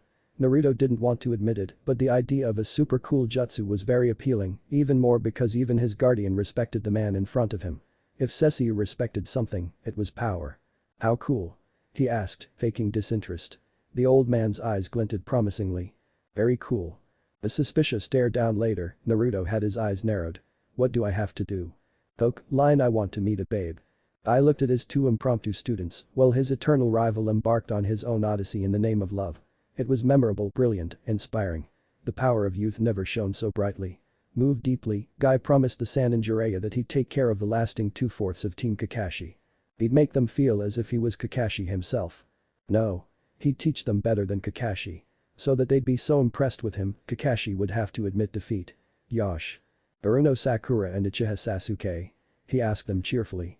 Behind him, Lee was bravely trying to meet the little lady's eyes in a desperate need to convey his feelings. Just more reason to have them with his team for the rest of the week. Even Tenten was looking excited.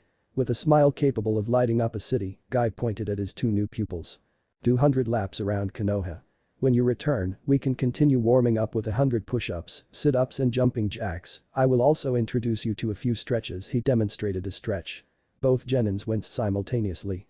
The pink-haired girl shared a glance with her raven-haired teammate, both looking auspiciously resolute. They were already planning something. It warmed Guy's heart to see such beautiful synchrony between friends. Lee stepped beside Sakura, Niji and Tenten following suit. Now, on the count of 3. 1, 2, 3. The 2/4 of Kakashi's team have reached a silent conclusion. They'd be hiding inside Sesu's mansion for a while, that's for sure. At least until Guy gave up that stretch idea of his. A wailing child of was gently deposited on Jiraiya's arm. A babe seconds later, an irate mother was coming up to Jiraiya a scuffle later, the Sannin glared at the blonde behind swollen cheeks. I meant something with huge watermelons. Naruto glared. The man should make up his mind. A huge watermelon was roughly tossed at Jiraiya's head. Watermelon. No. Don't you get it, you dumb brat. Something with curves. Here's something with curves. And I'm done playing fetch. A fiddle, well, it had curves. Incensed, the Sannin glared with the vengeance of Amaterasu. A woman. A hot woman with a huge rack. Show me one or no jutsu. Glaring back, Naruto swallowed his ire with dark promising in his mind and set out to look for a woman fitting the crazy old man's descriptions. Moments later, Naruto appeared with a woman. She had a huge rack, as per requested, along with a respectful backside, round hips and lots of curves, only she was a middle-aged, matronly woman exaggeratedly overweight and taping a rolling pin against her thigh. There he is, lady, he insisted on meeting you, Naruto pointed. The lady smiled icily. Jiraiya gulped. I hate you. It's mutual now. I did what you asked for, teach me the super cool jutsu. Jiraiya gave up, simply sagging onto himself and glaring at the heavens, swearing profanities inside his head that were not fit for polite company. Alright, let's see if you can handle it, the white-haired man smirked, pulling on the red scroll strapped to his back. How long do you think they will be looking for us? Sakura asked, sweating. I don't know, I suppose this is good stealth training, Sasuke commented, Sharingan activated as he tracked Guy and Lee. The pair have been looking for them for the best part of the morning, after they disappeared around a corner, pretending to go on their laps. Niji, the only one on that team who could actually locate them on their convenient perch on top of a 3, magnanimously kept his mouth shut. If there was pity in his eyes, the pair of escaping genin accepted graciously. On the road again. Cesu reflected, staring at the expanse of dirt and forest rolling in front of her. For the moment, she and the impertinent human male were keeping a sedate pace, not seeing reason to hurry this soon in their trip. According to the strange white-haired man that smelled of a mixture of amphibian and oil, this princess they were supposed to collect wouldn't be moving anytime soon. Kakashi was walking with that customary slouch. He had the orange book dangling lazily in front of his face, foolishly pretending to read, since she knew he was actually paying attention to her every move. Smart man. Dayakai dono, we've been walking for a few hours, would you like a break? Sunny yellow eyes pinked dangerously. This one does not require as much rest as you do. Her words were beyond freezing zero. The silver-haired Jounin shuddered as he felt the spike in killing intent, trying to ignore it in favor of a curious blink in her direction. Really? You must excuse my blunder then, I didn't mean to offend you. Crisis averted, Kakashi sighed. Cesu ignored him, content with the fact that he recognized the slight for what it was and apologized for it. Maybe there was hope for him yet. A few more hours later, Kakashi raised a hand before the stressing hours filled with silence became awkward. Would you mind if I bring my partner along? Akin stared at his partner of almost 2 decades. He had to collect more juicy gossip to share with the rest of the pack while in the human world. With a sniff, the little white pug wagged his tail in thought. Well, little Kakashi-kun was growing up splendidly well, though it took a while to find himself a mate. Nah, Kakashi, aren't you gonna introduce us? The pug toddled up, walking beside the lady in question, and what a lady, the nin dog thought. Her pedigree must be impeccable, her pose was flawless, she smelled divine and just the right touch of dangerous to add that spice in a relationship. Kakashi was lucky to have found such a powerful alpha female to keep him line. Eh? I guess I forgot, sorry. Daikai Dono, this is Pakin, one of my partner nin dogs. His human's voice was permeated in amusement. They knew each other for so long that Kakashi must have known Pakin was planning something. Pakin, this is Daikai Cesu Dono. Sidling up to where the lady was walking, Pakin took notice of a few things. Was Kakashi aware of these? The silver-haired woman's footprints were light, almost inexistent. The scent was strongest near her, yet it dissipated shortly, not leaving traces along their way. She was apt at covering her tracks, it seemed. And now standing closer, he could feel something he hasn't felt for a long time. Wouldn't things get interesting? Ayakai Cesu Kakashi didn't know what to expect when he invited the mysterious woman to accompany him in this mission. It was highly unconventional to have a virtual civilian following a ninja in their job, yet the Hokage didn't even bat an eyelash when he allowed the noble-looking lady to come. Beside her talent with a sword, he had no idea of what else she could do. Actually, she was incredibly fast and resilient. She had sharp eyes and a steady hand as well. She moved with precise grace that had even the most seasoned kunoichi seem like bumbling elephants in comparison. Naruto said she wasn't a ninja, yet she was so much more than a conventional samurai. Then, they spent the day walking non-stop.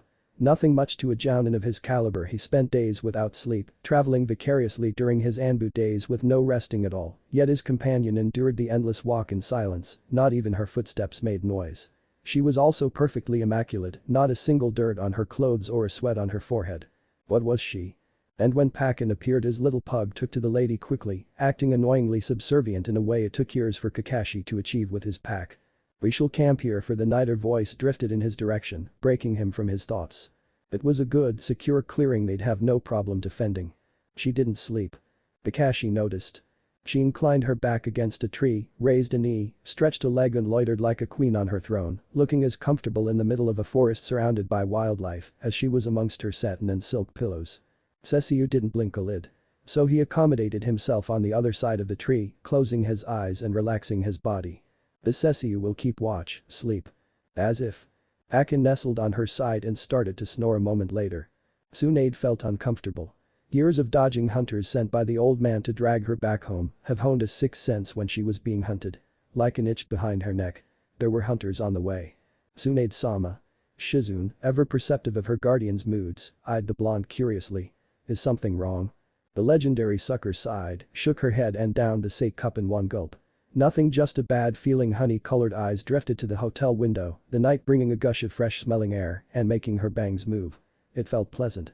She grinned. Tomorrow she felt lucky. They were missing ninja, bounty hunters by trade.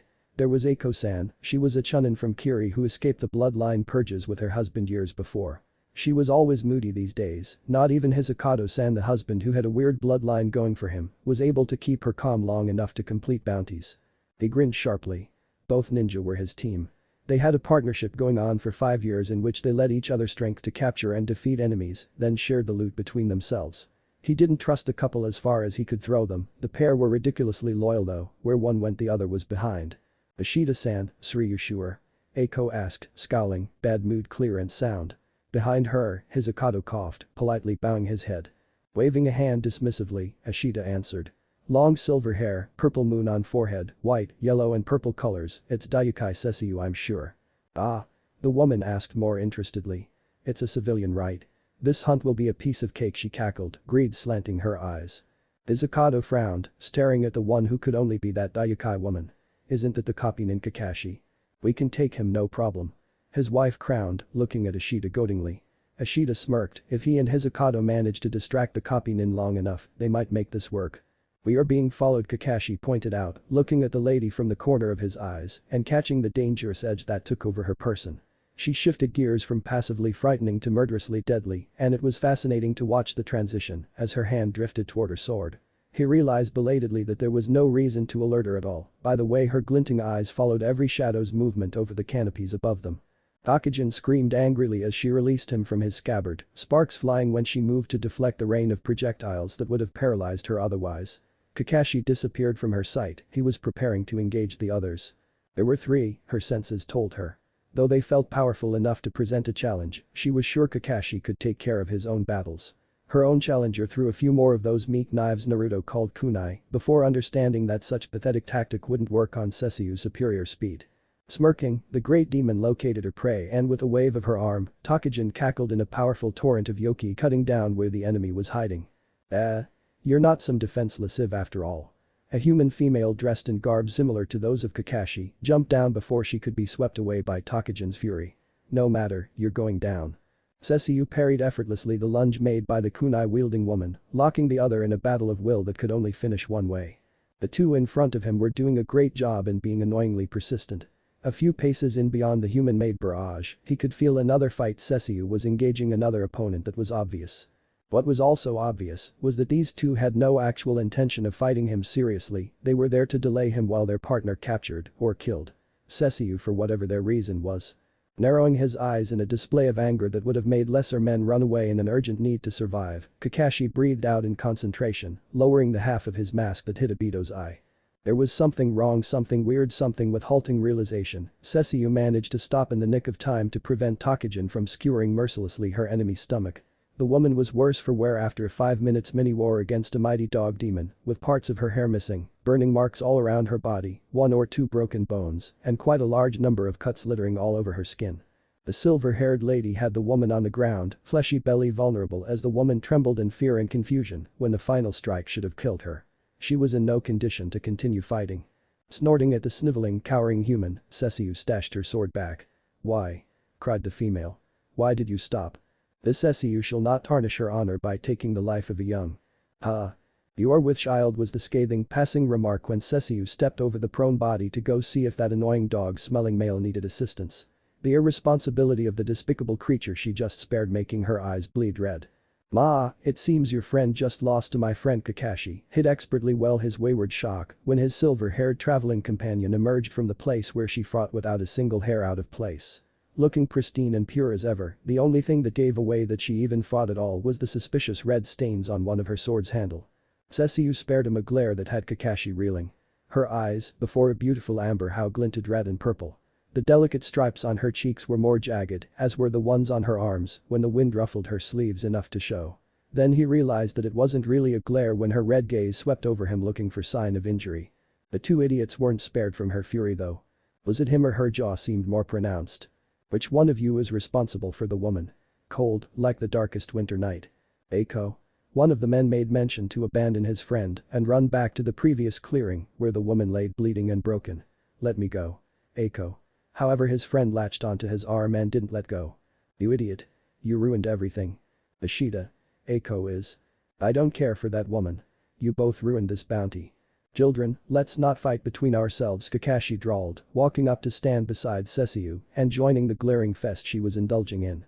Up close, the massive weight of her power pressed down on him, energy swirled around her form teasingly. What was she? "This Cesu has not taken the life of your mate, if you wish to save her, this one recommends you take haste." But the final shove, Ishida was pushed off the fleeing male. Kakashi cracked his knuckles. Cesu growled. "Bounty hunters, pretty miserable bunch," the silver-haired man commented, leafing through the bingo book their unexpected prisoner carried. It seems you've made quite an enemy, Cesu Dono, it seems there is a hefty bounty on your head." Cleaning her sword carefully, the lady in question did a wonderful job of ignoring him. Sighing, Kakashi turned back to their prisoner. "Now, you will wait here until Kiri Hunter Nin come pick you up." The Hokage would be immensely pleased by this turn of things. Allowing Kurigakure to have their missing nin back would straighten relationships a bit or at least make the new Mizukage more amenable to an alliance in the future. "Izoka, I'm so sorry," Eiko cried, a hand hovering over her stomach. Her husband soothed her hair back. "We're going to lay low, settle somewhere remote and everything will be alright." That woman she wasn't human. "What are you?" His question was laid back. By now, his silver-haired traveling companion has calmed down from the daze of fury she found herself in earlier and was more manageable. The chakrai felt it wasn't human casual, too casual. He was treading on a fine line. Was this mysterious woman a Jinchuriki like Naruto? Walking as if his question didn't even come as a surprise, the lady turned her face slightly to capture his eyes in hers. This Cesu is not human. This one is what you call yokai, a demon. Rampaging, anger, power, monsters, Konoha and flames burning, Kushina screams mixing with newborn Naruto's, and Minato-sensei desperation leaking through the battlefield. It was way easier to believe her when she said she was a demon than he'd have liked. Then, associating the maternal care he saw shining in her pale eyes when she held Naruto, the utmost devotion she had in training and disciplining the children, the respect her workers held for her and lastly the trust the Hokage seemed to have in this woman. Maybe their definition of demon should be revised. He smiled a little contented smile that had his eyes crinkle. Her scent teased his nose. He had one more question. What kind of demon? Tsunade was easy to find. They only had to track down the wake of debt collectors trailing through the street. The blonde woman glared impressively well. Kakashi smiled back at her as if she wasn't unleashing a wave of potent kai strong enough to have Shizune and Tuntun wince. What do you want? Yer, Hokage-sama dearly misses you Tsunade Heim. Tsunade waved a hand, slouching back into her seat and regarding the 2 extra additions to her table. If Kakashi knew her, she'd swindle the tab on him after threatening to castrate him in a most painful way, so he wisely kept from making any more smart comments when her honey-colored eyes darkened. I'm not going back. Her voice was resolute. Cesu, who was silent, simply allowed the silver-haired jounin to conduct the mission. She was there to enjoy the road. After all, politics that didn't have to do with her business wasn't of interest after all, though looking at the cloudy expression on the other female's face, the scarecrow wouldn't have luck convincing her. I've had enough of Konoha though. I'm curious, why did you come this time? Sobering, Kakashi bowed his head and pulled a scroll from one of his pockets. There should be enough explanations from the old man himself written there that he wouldn't have to talk. After accepting the offered letter and reading it profusely, Tsunade's back relaxed a little. Jiraiya is back. He really needs my help, but I'm afraid I won't be of any help at all. The bet. Shizune blinked. The bet. Kakashi confirmed. Cesu looked at them thoughtfully. Naruto looked up at the looming, unforgiving cage with dark wrought iron and a large seal, keeping it shut with no small amount of awe. It wasn't as if he didn't know about the passenger in his stomach. Cesu could feel the foxy chakra a mile away and didn't take someone as awesomely powerful as his guardian much to put 2 and 2 together. So Naruto, who prized himself as being smart enough to make his guardian proud of his astoundingly quick wit, came to the brilliantly obvious conclusion that these imposing gates were keeping a verily grumpy fox back.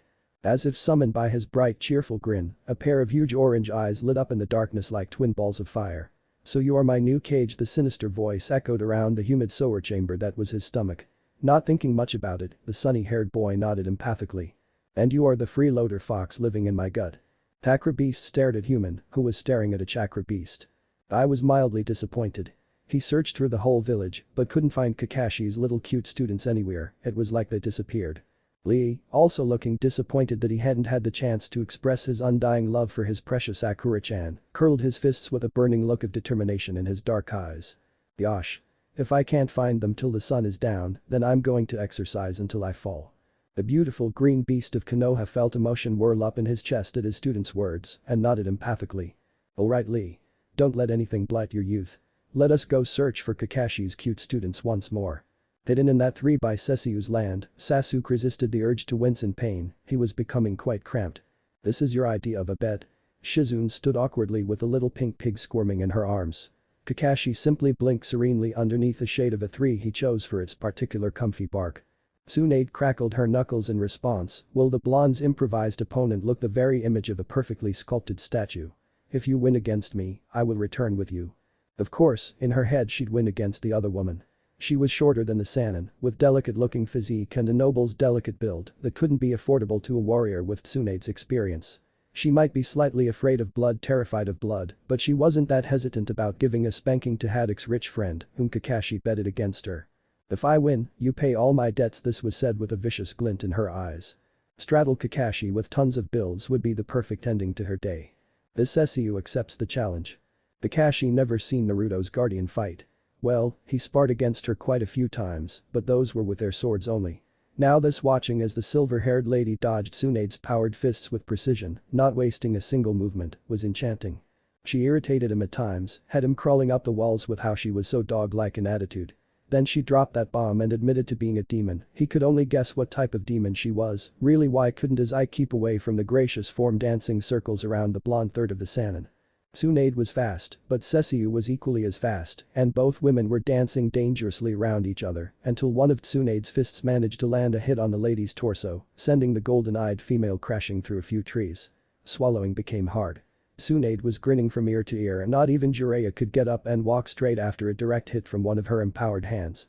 But seconds later there she was in all her impeccable glory, not a strand of hair out of place, aside from a very insidious light in her eyes. Kakashi could smell her scent spiking in the face of the challenge battle, a cry for dominance at being inadvertently bested if only for a moment, caught off guard. The Jounin had a deep sense of something irking just inside his gut, an instinct that he kept buried deep pushing its way forward. Of all these years she walked the land with an undying confidence in her strength. Tsunade never met anyone, aside from that impossibly powerful salamander Hanzo, stand up after being hit with one of her earth-shattering punches. He'd hit that pretty woman with full force, the proof was the poor uprooted or broken trees left in the wake of that woman's violently flying body. Then there she was, walking out of the destruction site as if her insides wasn't meshed together in a big ugly bruise. What? Blindsided, the blonde pursued her lips, looking with a medic eye over the silver-haired lady and finding not a clue about a real state of health, was she even suffering at all? She wasn't, for next moment Tsunade had to feint to the side to avoid being impaled by a hand dripping in an acidic green sludge that corroded the ground as it fell in droplets from her opponent's fingertips. There was a moment in which both locked in another contest of strength. This fight was becoming way too serious. Cesu was impressed. By a human. Again. This was becoming awfully common ground in this world. Having to control the surge of Yauki spurring her demonic blood to the surface, the lady resisted the temptation of touching her stomach. She'd been hit by Inuyasha's enraged fists before and it hurts, not very different from this human who had the strength of a demon, though she wouldn't show them how much the bruise on her stomach was bothering her, it wouldn't take long for it to heal anyway. This Tsunade Haim Kakashi was sent to collect was one tough woman, Cesu had to respect that, but she was no Yaukai at any rate. Trading blows with a human who stood in equal grounds with her in terms of pure strength should make her feel degradingly angry, however the sense of exhalation and the blood pumping through her body in a way not even Kakashi sparring could bring maid getting enraged at the human female difficult. The fight was becoming more serious though, both getting riled up enough to have a simple spar escalate into an outright war in a moment's notice. She had to find a way to knock down the blonde-haired woman once and for all, so with a slow smirk that translated into amused sadism at an enemy's demise, Cesu removed another block off her powers and let a sheen of Yauki surface, boosting her speed into a burst that allowed for a sneak attack to the blonde's head. When Tsunade woke, she was sadly slumped over Shizune's back halfway back to Konoha. Kakashi couldn't hide the smugness glinting in his visible eyes, while Cesu had a strange tilt in her slips that could have passed for a smile if one knew her well. "Oh, Tsunade-sama. You woke up." The black-haired medic exclaimed, allowing her teacher to gain her footing and a little bit of dignity as well. "Are you alright? I've healed the concussion, but you should take it easy." "Boy, who do you think I am?" The legendary sucker growled, glaring heatedly at the back of a certain silver-haired pair's head. "And who the hell is she?" "Ayukai Cesu, she is a foreign merchant who is living in Konoha with Hokage-sama's blessing and has taken guard of Uzumaki Naruto." Kakashi answered instead of Cesu herself. The look he traded with Tsunade was significant enough that it gathered said merchant's attention. "She also cracked my skull. It wasn't very much a whine, but it was a complaint that fell in deaf ears. Damn it, I'm never making another bet, ever again." "You're telling me that you have an Inu Daiukai as your guardian?" Kyuubi was contestably the second demon he ever met and so far his expectations were being met. Angry, moody, bipolar, cunning, angry, also royally pissed about something, but the fox wouldn't tell what and Naruto wasn't insisting. So far, he'd stand as far from the bars as possible and have been talking non-stop to the demonic entity living in his gut, bragging all he could about his awesome knowledge on demon lore imparted to him by his super powerful guardian who, did you know, was a demon too. Yeah. Her name is Cesu, she says she used to be the lady of the western lands that is very far away from here. Interesting, now why are you here? Oh yes, he was so busy bragging to the fox that he forgot he has been falling down a precipice for the last 5 minutes. If he died, he hoped his guardian could resurrect him so he could kill Jiraiya himself. Squirming in sudden shyness, Naruto squished his pride, prostrated to his knees and shamelessly begged.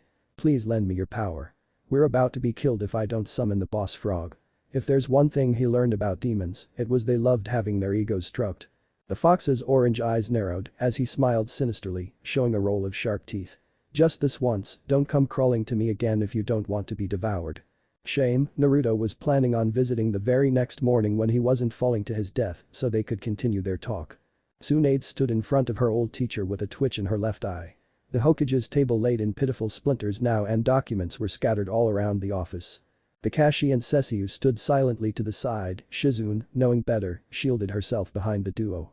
I had to do it, Tsunade, you're needed here, please consider this, at the very least as a favor for this old man. Hiruzen spoke guilelessly, expertly using the guise of a tired aged leader and a healthy dose of emotional blackmail on his ex-student. Not that Tsunade was that gullible, but she had a soft spot for the third Hokage that wasn't abashed by her dislike of the Hokage title itself. There was a moment of silence as the blonde thought over the offer, though the silence didn't last long.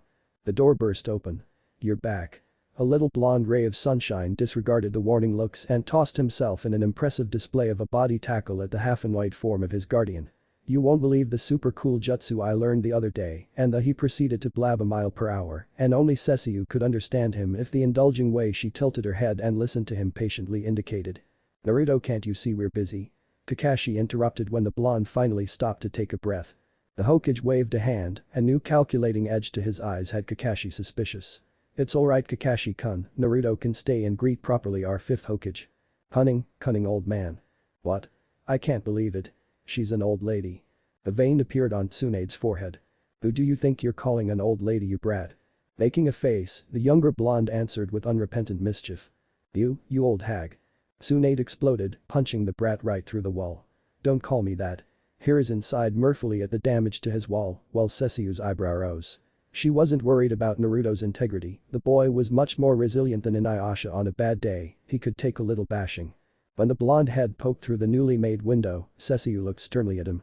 This one is older than that female, show respect to your elders, do not shame our house by being disrespectful were the hidden words. Gulping, Naruto nodded guiltily, though more than one chin hit the ground at the surprising revelation. What? Was the unanimous question. That old hag couldn't possibly be made Hokage. It was an insult. She was inadequate and a brute and Naruto disliked her on the spot. Narrowing his eyes, the blonde had a new revolution and it involved making the life of a certain Senju Haim a living hell until she gave up and ran from the village where she certainly didn't belong. She didn't deserve to be Hokage. She just didn't. Why couldn't the old man wait a few years until Naruto was powerful enough to take on the mantle? It wasn't asking too much. Then she had to invent a stupid bet if he could learn a technique in a week from Jiraiya, she'd become Hokage, and Naruto found himself torn between proving how awesome he was or kicking that big-breasted monster out of the village. It took one pointed look from Cesu to have him immerse himself into training. For some reason, Jiraiya had absconded himself as far away from Tsunade as possible. So it was a little tiring to keep up the training. In the end of the day, the Rasengan was still a Kikis jutsu and a must-have in his eyes. So Kakashi-sensei came back alright? Sakura asked worriedly. Naruto nodded, looking satisfied and proud about something. Yeah. We needn't have worried, it seems they became friends after all. Sasuke's lips lifted into a smirk, he couldn't resist the jab, it was stronger than him. So you're looking forward at having Kakashi as family. It took but a second for Naruto to register the words and retaliate. No way. Take that back. Sitting on the veranda that had a beautiful view of her garden, Cesu sampled from her tea calmly, staring at the peaceful image of the garden, along with the guest sitting by her side. The wild white-haired man that stood up to train Naruto while she was away, Jiraiya, also the notorious pervert responsible for those ridiculous orange books Kakashi liked to read. The old man wasn't even hiding his blatant usage of her home as a sanctuary against the very woman she accompanied Kakashi into retrieving. This one is curious about what was taught to her ward, she finally asked. Jiraiya huffed, but nodded to himself. I guess it is in your place to know a few things first. I was named by Naruto's parents as his godfather, though for reasons bigger than myself, I couldn't take responsibility for the boy. So thank you for taking care of him in my absence, I'm sure his parents are also very grateful. It was slightly surprising, but not unexpected. I began teaching Naruto one of his father's jutsu and passed on to him the frog contract. I also wish to start training him on how to use the Kyuubi's chakra properly, since sooner or later he's going to need it. That raised her hackles. What do you mean? Her voice was frosty. Jiraiya swallowed. There is a group, Akatsuki, they are collecting the Biju, extracting them from the hosts. It is fatal for the Jinchuriki, since their souls mingle with that of their demons. Naruto is the nine-tailed fox's Jinchuriki, he is in danger because of it. Well done, this one is proud of your improvement. Cesu allowed them to have a compliment since she noticed it tended to motivate Naruto endlessly when she expressed herself this way. Apparently, it worked on Sasuke and Sakura as well, for both flushed pleasantly and smiled smugly, fire reignited in their eyes and spirits. If Inuyasha heard of how she was catering to these little humans, he'd have a grand time teasing her about it. It simply wasn't in her nature to be so compassionate, though she saw it as a healthy dose of emotional manipulation. Motivated children learn better, after all. And she wasn't even lying. Sakura, who could barely support the weight of the training sword, now followed through most beginners' katas without trouble. Sasuke, who had a good skill set already for a boy his age, proved to have a natural knack for long pointy weapons and was already starting to implement his technique with the sword arts he was being taught. Thank you, Cesu-sama. Sakura grinned brightly. I have a lot more to improve though, so please continue to teach me. The pink-haired girl was learning a lot about etiquette it seemed, for she requested this with her head bowed low and humility in her tone. Sasuke followed suit, oddly pleased with himself. And since Naruto was busily learning from his godfather, who'd have guessed? The silver-haired lady had a lot more time on her hands and she could occupy herself with paperwork only so much before the irksome thing had her wishing to kill something. Very well, this Cesu shall expect nothing else but perfection. Tsunade looked distressed at the perfect Rasengan held on the hand of the boy who could only be Minato's spawn. The blonde hair, the blue eyes, all Minato's but with Kuchina's softness, giving a babyish roundness to the boy's face, and all along, Naruto's spiel about what being a Hokage entailed and how he couldn't accept her as a Hokage since she didn't respect the title. Didn't he even understand? Looking at the Rasengan and the large grin on the boy's face, Tsunade came to a resolution. Removing the first Hokage's cursed necklace, she tossed it to Naruto, who dispelled the jutsu to catch the piece of jewelry with a bewildered look in his eyes. That necklace belonged to the first Hokage, my grandfather. I want you to have it. Really? I think I will keep the Hokage's chair warm for you, so hurry up and become strong enough to take it from me. Kakashi took one simple sniff at his students. She did it. Again. Though now he strangely only felt that odd fondness that insisted on creeping up his chest and nestling somewhere below his heart, making it beat annoyingly faster. Then Naruto had to open his mouth. I won't accept you. You're not good enough for mom. Sakura and Sasuke, who each carried a wooden sword at their hips, stared at him with the same protectiveness Naruto displayed. Sighing, Kakashi contemplated what to do. Ma, he had to see how they were doing anyway. Ma, let her decide about that now. Why don't we do something fun? If something fun involved a brutal drilling session that had the three genin panting and crawling on the ground, Kakashi's mood was suspiciously lifted. Silver Dog and the Dog General. Let's see from Suna, Sabaku no Tamari and Sabaku no Kankuro. The Hokage stamped a letter and handed it to his assistant so it could be strapped to the carrier hawk and delivered to Suna's representative. From Kusa, Gakuro Amida. The same process. Then came Konoha's turn. The Jounin amassed shared a look of curious bafflement. The Hokage continued. If all are in agreement, the ones who will be promoted to Chunin are Shikamaru Nara, Uzumaki Naruto, Uchiha Sasuke and Aburane Shino. Kurenai and Asuma shared a look. Kakashi looked awfully satisfied with himself that two of his kids managed to gain a rank to the other's annoyance, who only managed one. Sarutobi Hiruzen tried to appear nonchalant as he sat on his official Hokage chair and the recently bought table, still gleamingly new and smelling like wood. In front of him, standing all majestic, was that faded silver-haired woman who was so much more than that, one of his jounin and two of his students. A smile forced his whiskered lips upwards. I'm retiring the office, he announced without preamble. It's about time I spend some time with my grandson. This old man has seen too much and is ready to lay down the will of fire to the younger generation. Tsunade twitched but kept silent, a kind of solemn expression making her pale face appear stern. Jiraiya shared that expression but to a lesser degree, while Kakashi simply stood there looking official. Cesu was the only one who obviously didn't care for what was being said at the moment. She really could care less about human politics unless they involved her somehow. As if reading her thoughts, the old man sent her a deep, searching look. I trust that Jiraiya has told you about Akatsuki. It wasn't a question. The threat they present Naruto is serious. As it stands, we have few solutions in keeping him safe. Feeling slighted and offended, sunny golden eyes bled a dangerous red color. Are you suggesting that Cesu is not capable of keeping her ward safe? The Hokage winced. You didn't really need to do that, Kakashi commented after a while of awkward silence.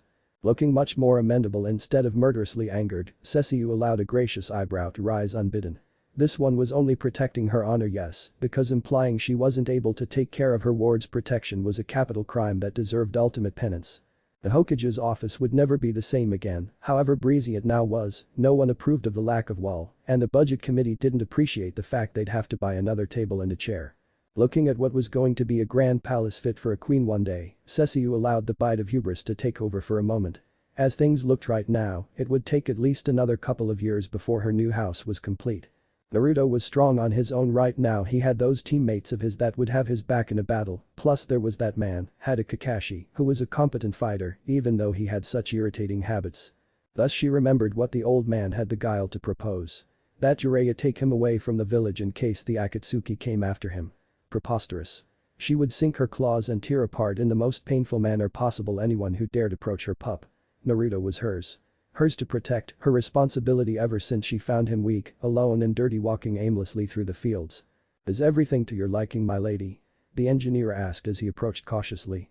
Looking at him still in a pensive mood, Cesu answered, feeling like she was answering both the Hokage's earlier statement and the human engineer. "It is. Maybe it wouldn't be so bad if she allowed her ward his own space. He'd get to travel this land some more and figure things out for himself instead of being dependent on her. Jiraiya was his godfather and knew his parents, he'd be able to teach the boy according to their wishes then." The more selfish part of her was whispering that without Naruto there, she'd be able to travel around herself, get to know the lands, and figure out who the heck planted a bounty on her head. She was looking forward to that. Tsunade groaned pitifully. Hung up like the moon in the sky and with a headache so bad it felt like the second shinobi war was being replayed behind her forehead, the future Hokage didn't feel like getting out of bed. She still thought she was a bad choice to success the Hokage title. She had a drinking problem, a bad luck streak with legendary status. She was a fallen kunoichi and a disgraced medic who was also afraid of blood. There was also that brat. Naruto who somehow knew how to goad her worse than his guardian, could. Speaking of Daiukai Cesu, the blonde's eyebrow twitched. Was it possible that woman was older than Tsunade and still looked younger? Eyes narrowing and glinting, the Senju heir had a new resolution. Kakashi looked at his old friend. Pakin stared back. She agreed to let Naruto leave with Jiraiya-sama in a couple of months. The pug snorted. Without her pup around, she should be easier to approach. Dog's logic was simple. Yes, a female whose pup has grown was a lot easier to approach, but Cesu wasn't a simple female, she was on another whole level, and the challenge to simply reach her was blood-warming at any case. "Won't work. I don't think she works like that. I'm not sure how to fit in her life besides being her ward's teacher and squadron leader. Should I present a weaker front and allow her to feel protective, or should I display my manliness and induce the feelings of security?" He lamented quietly to his dog. "Nothing," Pakin replied with certainty. "Just be yourself. That was all there is to it in the end, being yourself," Kakashi mused, was harder to do than talk. He wasn't sure who he was anymore anyway, he wasn't sure how to act like Kakashi since he got used to his Obito mask. What would Obito do? He didn't remember that idiot ever confessing even at death's door. Rin confessed a couple of times but was wholly ignored and left in her wistful desires. He wasn't present when Minato-sensei finally confessed, or was Kushina who proclaimed her love first? It'd have to start with a love confession. Kakashi didn't feel like he loved that lady, it was an attraction that was steadily growing in proportion as he got to know her. So perhaps it would develop into love one day. What should he do? What is this? Cesu was holding a piece of paper attached to a flower. Narrowing her eyes, she read what was written, resisting the urge to melt it all with her poison. At dinner. Catching that, Naruto, who was dutifully practicing calligraphy on the porch that led to the garden, sprung to his feet. "What?" Sparing her ward a warning glance, the lady pinched the flower between two claws tips, a single pink rose. The color pure and solid, leaves green and healthy, such a beautiful flower, whoever could have sent it but her own personal stalker. "It's from Kakashi-sensei, right? Don't listen to him. This one has no intention of ever listening to him." Her voice was direct and dull, bored to the point of tears. She was unimpressed, Naruto sighed in relief. Though this Cesu finds this invitation curious, Kakashi's continuously tries to stand in this one's company and has indulged in human courting traditions, flowers, a date to hunt and kill things. It was a nice week since she got to exercise Tokajin, and now another date. She wasn't as obtuse as Inuyasha liked to think she was in these matters. She had Kagome as a sister after all. Paling rapidly to the point of feeling faint, Naruto could only gape in righteous indignation. As a belated reaction to Naruto's scandalous revelation that yes, his dearest guardian was indeed way older than Tsunade, and yes, it had to do with her demonic heritage, and no, she wasn't actually from their world, since she's older than dirt and never met Hagoromo, thank you very much. As it goes, 1,000 years was one heck of an age difference and intimidating on a whole new level. Kakashi was having a small, barely perceptible, breaking down. What would you do if the woman you're trying to impress is actually a 1,000 years old demon from another world? Metaphorically speaking. Who was caught off guard by his eternal rival on a bad day, sat there, utterly baffled and feeling happy at the same time that Kakashi recognized the valor of their rivalry and that it has grown into a transcendental friendship. Is this a tricky question? He questioned the question because it was so out of his depth he still wavered about Lee's blooming love life, how to deal with Kakashi's. No, it's a very direct one, Kakashi drawled. Then Guy's face fell. This had to be another one of Kakashi's weird competition, and he apparently won if the expression on his face was any indication. He had to try and answer, anyway. If the lady in question is from another world, I'd try to show her the beauty of this one. Asuma stared, still trying to figure out what Kakashi meant by that question. Maybe it was something he's read in that book series of his. If it was, Asuma wanted nothing to do with it. His awkward start with Kurenai stood on shaky grounds. They only recently started to meet in a few dates between missions and training, and she'd be angered if she ever found out he ever touched Icha books. With half-lidded eyes, the smoking Jounin leaned back against his seat with a thoughtful frown. Well, I'd invite her to do something thrilling, I think. Losing his marbles, that's what happening to Kakashi, it has to be. On the other side of the village, the very contrary was happening. What would you do if your teacher fell in love with your mom? Naruto asked, consequently freaking out Kiba. Even Akamaru yipped pitifully at the mental image of Kurenai-sensei courting Inuzuka Tsume. It was terrifying and completely insane to even think about it. Shino, who was the more level-headed of their team Hinata, found herself indescribably red, and her stutter reached a new level, decided to take upon himself the labors of an answer. In the case of Kurenai-sensei falling in love with my mother, I'd try to talk with her to ascertain the motives behind the relationship, or perhaps I'd try and reach Kurenai-sensei herself and reassure myself that her intentions to my mother are not foul, and that she means well to me and my family. By pursuing a relationship with her, the blonde-haired, blue-eyed Genin nodded, face a sheet of concentration as words left Shino's mouth. Hiba, who was calmer by now, shook his head, making his hair even shaggier. I don't think I ever want to find out how Kurenai-sensei would react to my mom. What the hell? The ever-passive Shikamaru startled at Naruto's question. Even Choji chocked on his food. The only one who seemed remotely calm at all was Ino, who was eyeing the other blonde with such speculation in her eyes that was frightening. Repeating the question, Naruto started back at the funky trio. I don't ever want to think about Asuma-sensei going after my mom. Shikamaru claimed in a show of unnatural energy. TSC, only you Naruto. Choji managed to swallow. Mom wouldn't go for Asuma-sensei like that, but if she ever did, I would respect her decision, though I'd be sad for dad. Kakashi-sensei is going after your mom?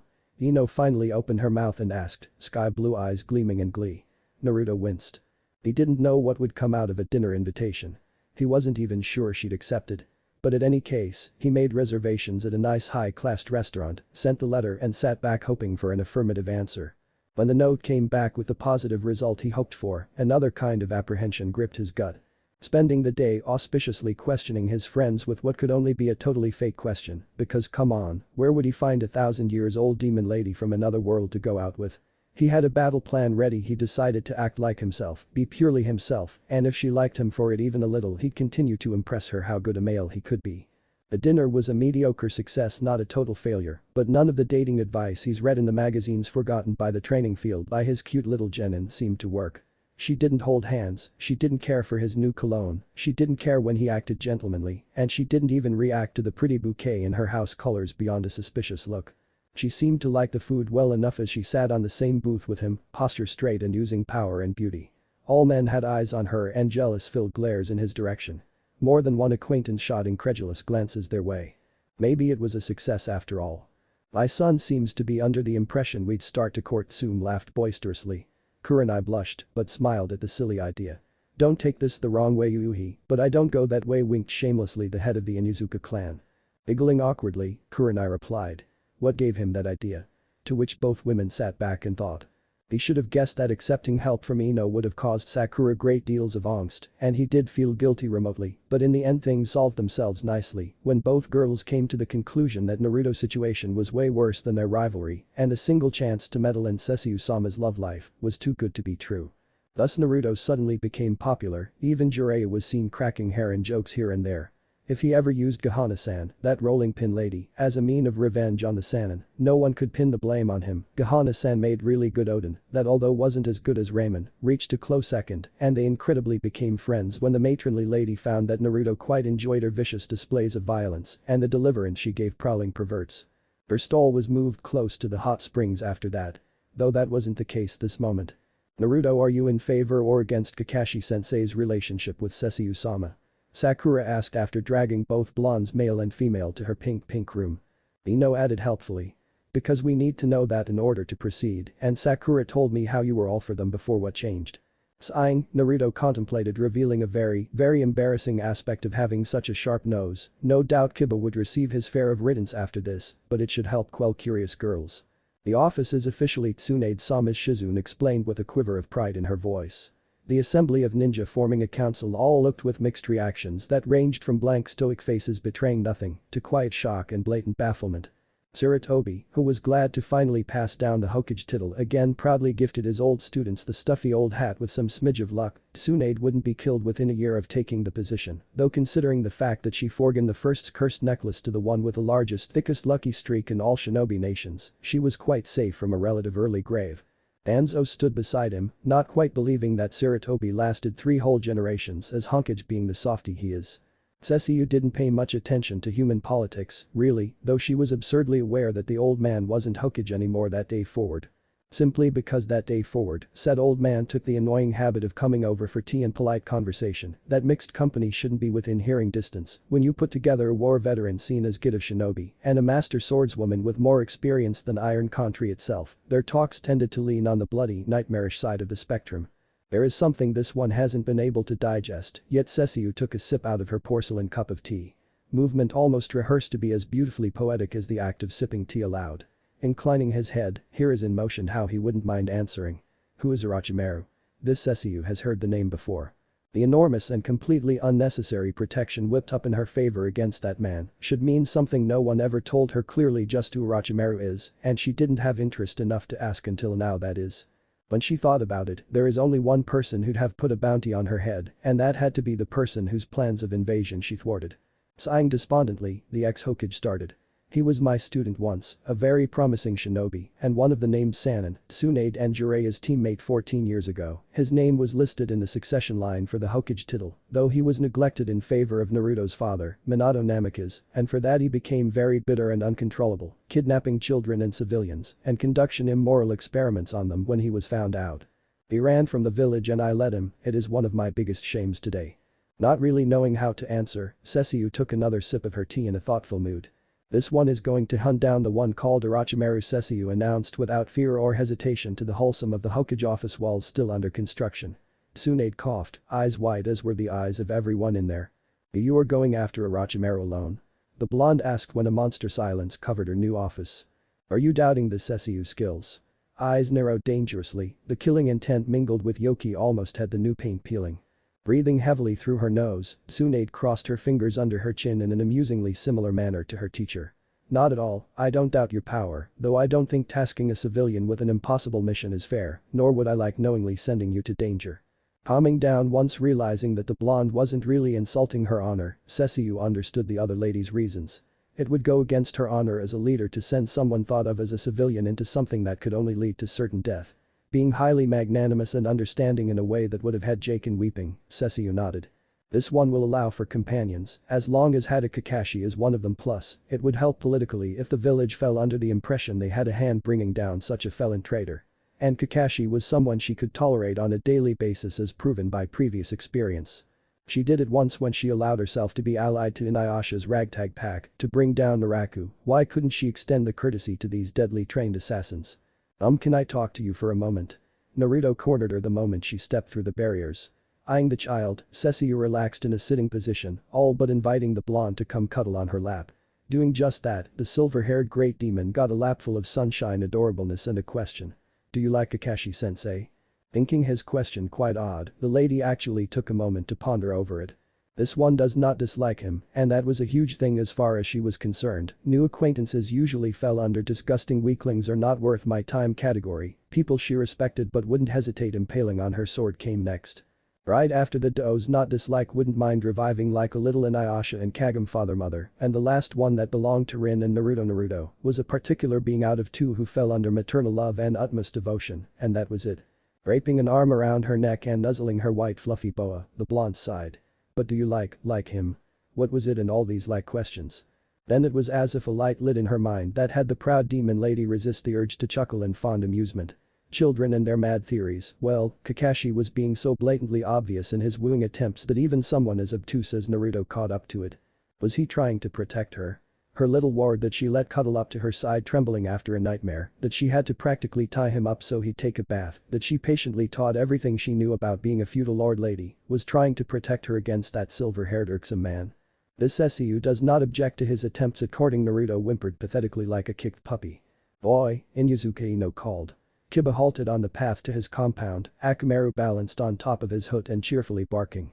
Stuffing his hands inside his pockets, the Inyazuka boy eyed the blonde with distrust. Ino never, ever would have spoken to him without an ulterior motive.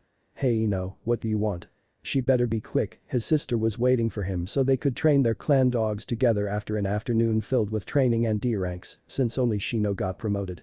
Cheeks red, Ino stuttered a few intelligible words, a scorching fear ran down his spine, for a moment he thought she would confess to him, and he was so freaked out he almost missed her actual words. It's just I heard that you can smell girls when they are, you know. Horrified understanding filled him. This time his cheeks were flushed and he so wished she had come with a confession instead of this particular question. Mostly because his hide still felt rather fresh after he asked Hana why she smelt like blood and the throat beating he received afterwards, with a solemn promise he'd never in his life talk about this downside to a dog's powerful nose. Who told you that? Voice higher and softer than a squeak was all answer Ino needed. Vengeance glinting in her eyes, Kiba didn't really deserve the punch that knocked him to the ground. Naruto, what do you think you're doing? Jiraiya asked as he came around the training ground closest to Sesshomaru's mansion in hopes of finding his godson around. And he was found alright practicing sword stances with that strange personalized sword of his and emitting quite a large amount of chakra.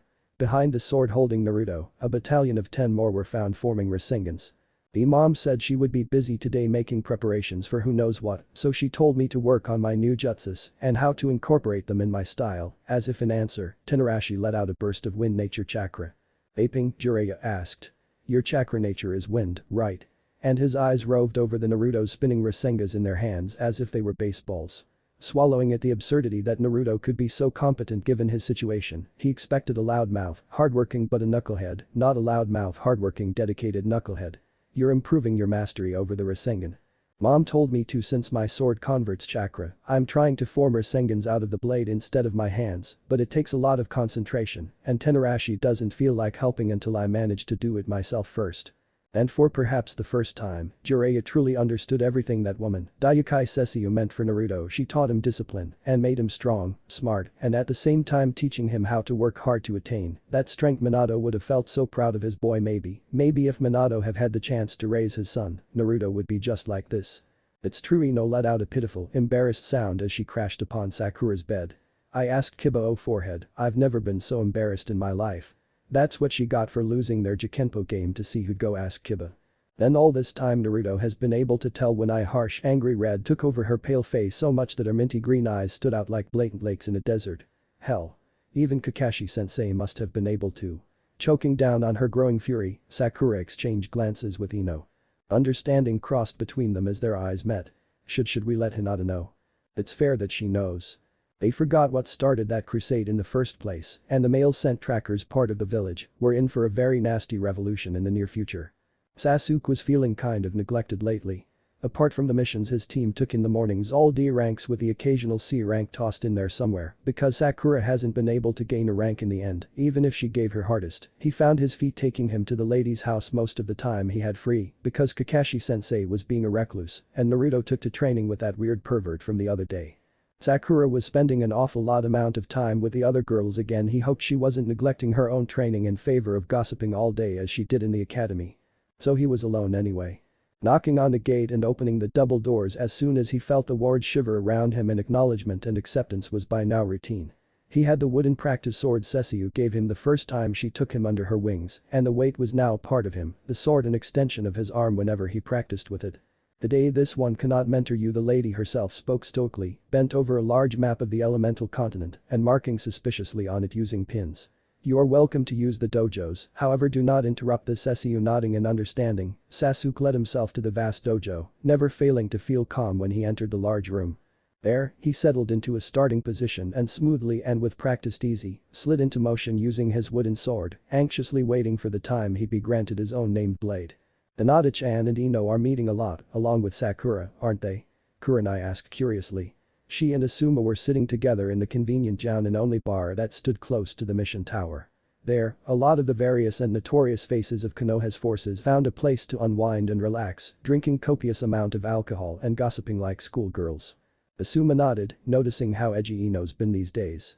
Yeah, and lately the kids have been asking a lot of troublesome questions too. Kurenai's eyebrow shot up in surprise.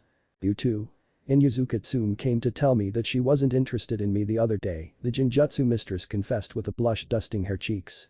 The monkey-son had to resist the urge to laugh, though the snort that inordinately left his nose clued his companion to the hidden wishes in his heart. It's not funny. What kind of gossip is going around? Just as Kakashi poked his head inside the bar and caught Asuma's eyes, the rebel Sarutobi sighed with humor on his face. I think I know just whom we should question. Wait, you're going traveling again? Naruto asked his guardian with a huge pout on his lips. You just got back. Then he brightened. Wait, maybe I can come with you this time, I'm a Chunin now, believe it.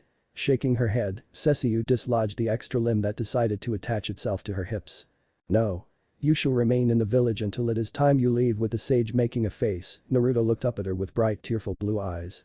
Do not test the Cesu's patience. Her voice didn't rise in anger, though it gained a warning edge that had Naruto nodding, well aware that he'd be punished accordingly should he push her further. She wasn't unfair when she punished him, but he'd rather not incur her wrath unnecessarily, even if he was safest with her even then. Alright, fine, just when do you have to go? Eyes softening, Cesu curled a hand on soft blonde tresses. Soon this one is going to avenge our house's honor by vanquishing the one who dared to mar it. The dark promise flowed delicately, even voiced impatiently. That is a promise. She would hunt the one who put hunters after her. Kakashi stared hard at the ones the Hokage picked to go along with Cesu's crusade of revenge. Against Orochimaru. Of course initially she wanted to go by herself, and it wasn't as if she couldn't pack the promised punch, but having someone else there to guard her back would make things go tremendously smoother. So there stood in a pose and having a grand time out of intimidating the greenhorns was Inuzuka Tsume in all her ravaged glory. Kakashi remembered how the mere mention of that woman's mother was enough to put the fear of Kagaya in his father's heart, and his father was the White Fang himself. Then there was Tsume. A whole class on her own. Next to her was a Hyuga that the silver-haired Jounin was vaguely aware of. The blatant use of Konoha's headband on the guy's forehead told he was from the branch house, though his rigid posture and the almost reverent way he's been sneaking peeks at Kakashi might have clued him. The Hyuga has been in Anbu for a while. An Aburam with ridiculously long hair was posed by the far wall in the typical antisocial way one has come to expect from the loner's insect whisperers. He had a pair of swimming goggles covering his eyes and the high-collared uniform that didn't leave an inch of skin below the nose to be seen. Then, unknown to everyone but Kakashi, Danzo and obviously the root operative himself was a man he was familiar with during his binge in the underground operations when he's been rather self-destructive and craving enemy blood after the Kyuubi was set free. An Aburam, an Inuzuka, a Hyuga, a Kakashi, an unknown root operative planted by Danzo and Cesu out on a blood hunt for Konoha's public enemy number 1. The overpowered tracking and infiltration party was to be led by the lady, and they were going as support only. It was bound to be interesting. Kabuto resisted the urge to curse. He was beyond that. But the situation was really asking for it. This was hard. Danzo has taken him out of the frying pan and tossed him right into the fire for lack of better description, leaving the poor medic turned spy loose to the figurative sharks to feed on.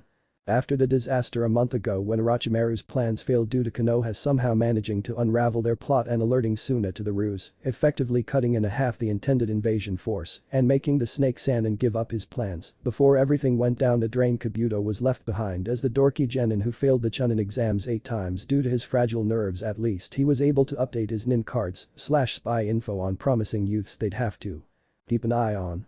Well, being in the medic corps had him privy to so much juicy information. Being Danzo's lapdog while Orochimaru wasn't there, while unpleasant, also gave him ample opportunities to snoop around unnoticed. Like he did now. That Ayukai Cesu woman who Orochimaru apparently had a dislike for decided to set out on a blood hunt after said Sannin, and by what he read in the mission report the Hokage, Tsunade happily put together, she was accompanied by a few Jounin and covert ambus, and a Route 1-2, and wasn't to return to the village without an Orochimaru head on a spike. Literally. Playing triple agent was starting to become overly stressing. Maybe he should change sides again and send a report back to Sasori. 3 powerful figures leaning on him for information. A dark grin stretched his lips. Out of all of them, only Orochimaru understood him best. This was a good opportunity. If they timed their attack just right, they'd be able to hit Orochimaru where it would hurt most. Right now, the Snake Sannin was safely absconded in his village, entertaining himself with being caged and playing life like one would play an instrument by continuing those horrible experiments of his. Leafing through the bingo book and staring deeply at the picture of the person who started it all, the masked figure chuckled. The woman wore beauty and power effortlessly even in a static image. Fair face framed by shiny silvery hair and eyes brighter than the sun, purple magenta stripes rose from the base of her throat to an inch before her nose, as if they crisscrossed on her back and simply decided to meet there. There was a hefty bounty on her head, not as noteworthy as a few others that could be found around, but her status read as civilian, and that made her an easy target. Apparently, she was everything but. What with that very civilian woman now heading a hunting party going after the snake Sannin himself. If they timed their attack just right, he might be able to have Orochimaru's ring back. There was something wrong with half these humans, Cesu decided after spending a couple of moments in their presence. From one she heard multiple buzzing sounds coming from right under his skin, another one was an alpha female that she foresaw a world of trouble in the near future. The one who had potential to be a normal human had faint familiar traces in his scent that she only ever smelled in Sasuke, before maybe they shared a demon ancestor someplace in their lineage. The last one was actually the most nerve-wracking. He felt like a whisper of air against her senses, hard to keep track of and slippery if she wasn't concentrating. "Why don't I introduce you to your team?" The busty blonde Hokage waved a hand at the parade of humans looking overtly curiously at her. Some more blatant than others. "This is Inyazuka Tsume, Hyuga Kauchu, Abiram Muta and Shinju Ren. They were chosen for being formidable trackers and ninja, along with the one you personally requested, Hada Kakashi. This is being considered an S-class mission that you, Daiukai Cesu, agreed to fund marked as escort and assassination. The target is Orochimaru, previously from Konoha, all in agreement with the mission's parameter." Of course they were. The low class had the nerve to put a blight in her house's name by placing a bounty on her head like she was a common criminal. There would be hell to pay. "What are supposed to do while you and mom are away?" Naruto whined childishly, well aware of the looks he was receiving from his two sadly brainwashed teammates. Sakura and Sasuke respected Cesu too much to question her, ever. Blinking, Kakashi simply said.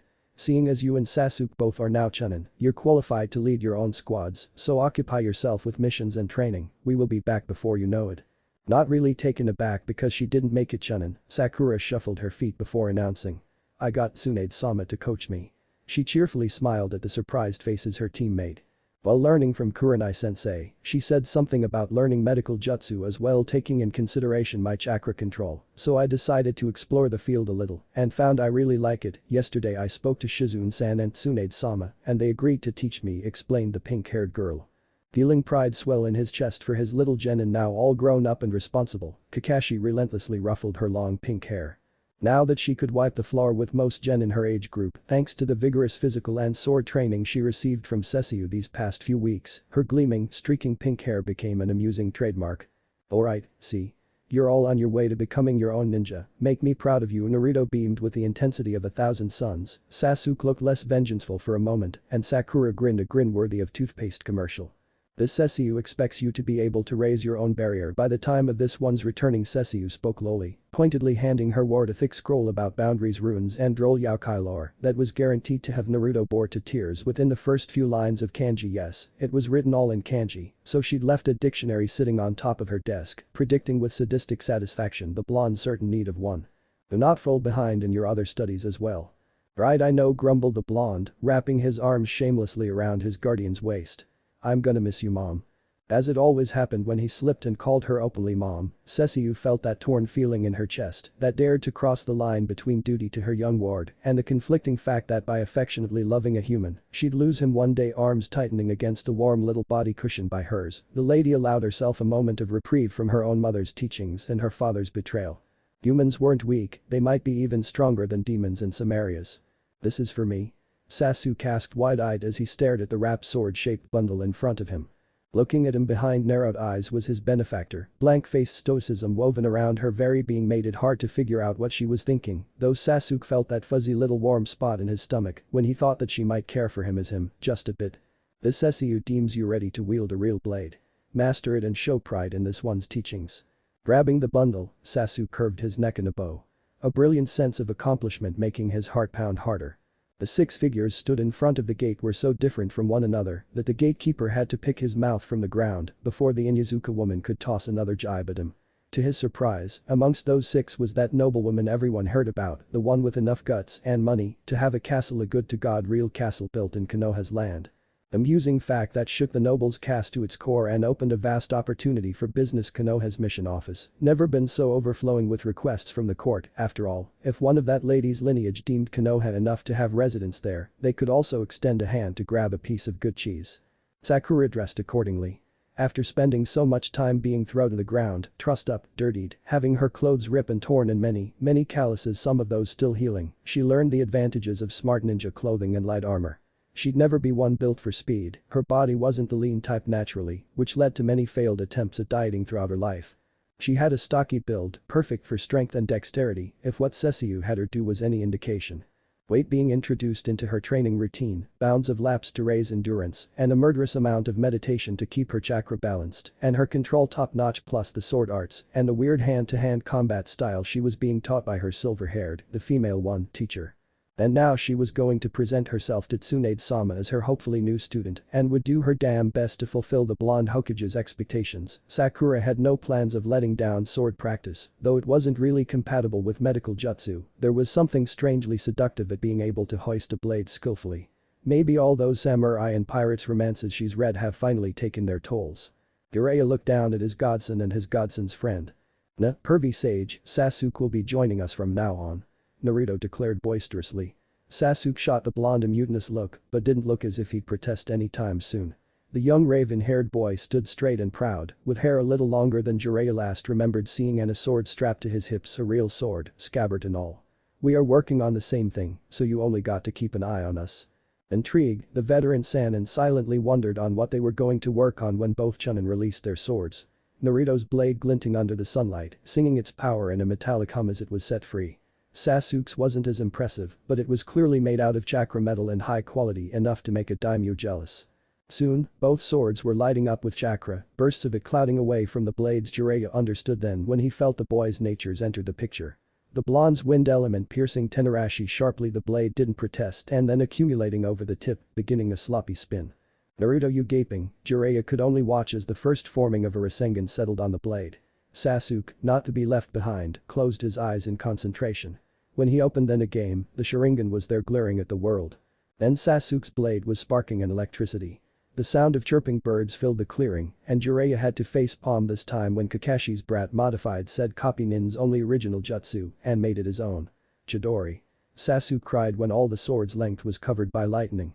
But the brat under each arm, a white-haired Sannin could be seen making his way back to the village's center, suspiciously following the direction where the hospital was located.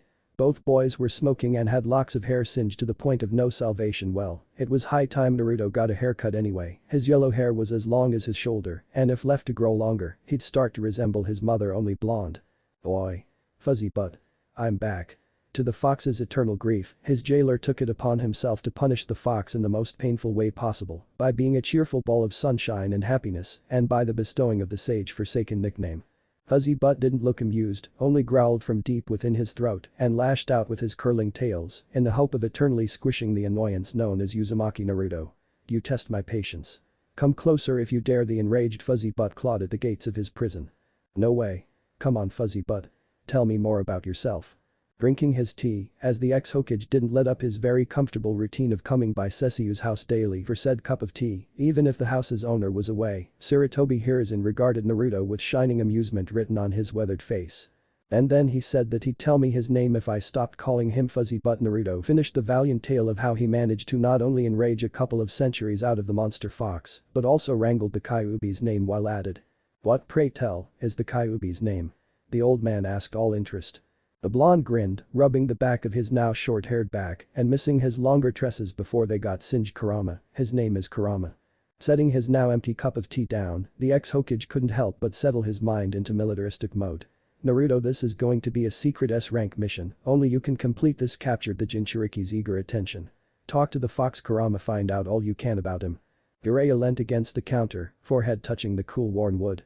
On the other side of the counter staring at him skeptically was Konoha-san with her trusty rolling pin in hand as she prepared noodles for her famous oden that according to Naruto was the second best thing next to ramen. Taking pity on the downed man, Konoha-san sighed and batted his head with her improvised weapon, dusting pale strands of hair with some flour for good measure. "What have you pansies in a bunch?" Seeing as the Odin stand now was located precariously close to the women's bathhouse, Jiraiya didn't have a choice in the matter and simply crashed right then and there as one of his last pleasures inside Konoha was taken from him. "I'm bored," he wailed like a middle-aged man in a crisis. 8 dogs' head were congressed close as the dogs gossip like old ladies about their human's love life or lack thereof. A huge dark bulldog snorted. Beside him, a smaller white pug nodded sagely. "Right, we will keep an eye on things, bull, no worries." Hiroshi, Shiba, Yahei, Garuko and Bisu all nodded winsomely, a sense of undisguised interest around all of them. As the only one who has had contact with Kakashi outside the Jounin's home, Pakken was delegated the task of shameless spying. "Make sure you do, eh?" Akino, as the only other dog who had human speech, swished his tail close to Pakken. On the road again, this time the blood pumped through her veins with a burning purpose. Ignoring the ones she was for now following, they were deemed the best trackers amongst the superhumans known as shinobi from Konoha, and they would be able to guide her halfway to Sound Country, where there was a chance Orochimaru was located. If not, well, they'd have to deal with a rampaging dog demon, wouldn't they? Kakashi however had a worry. Cesu was strong enough to take on Tsunade and knock her out, but she still was a demon. What if she was hopelessly sealed away? DBC. "Sasu-kun, what's going on?" Sakura asked. The sun wasn't even up yet. There they were like a pair of religiously devoted trainees, Sakura with her wooden bokken and Sasuke with his gleamingly dangerous bladed sword. Every morning they met in the spacious dojo room, and every morning they went through the kata sets together. The rice paper walls decorated with various weapons and the special tatami flooring absorbing their sweat, tears and blood. Sasuke, who finished his katas and was now executing a cool-down exercise, looked at his teammate briefly. "He's been acting a little more aloof than normal," Sirius Sakura noticed, because although she didn't spend most of her time shamelessly stalking him, he still existed and was part of a major hunk of her day. "I have to get stronger if I can't defeat Naruto. There is no way I can defeat that man." After cooling down, the raven-haired boy stashed his sword and sat down to mediate. Sakura hummed pensively. "Who is the person Sasuke hates the most?" Sakura asked her 2 fellow female friends. Ino looked a little startled at the question, but Hinata didn't seem that surprised, though her pale face whitened to a new notch that had the blossoming medic inside. Sakura a little worried. Straightening, Ino narrowed her eyes in thought. "I have no idea. I thought he hated Naruto the most, but that isn't the case. They're friends, right?" Nodding, Sakura then looked expectantly at Hinata, waiting the others' hopefully helpful input. After a moment of hesitation, the Byakugan user managed to control her stutter well enough to try and guess maybe it's that person. Now both Ino and Sakura, who previously had massive crushes on Sasuke, pruned their ears in avid curiosity. Hinata blushed appropriately. "Can you tell us, Hinata-chan?" Being the other major clan member in their group, Ino felt a sliver of sympathy. There were some secrets that shouldn't be disclosed or discussed with non-family members.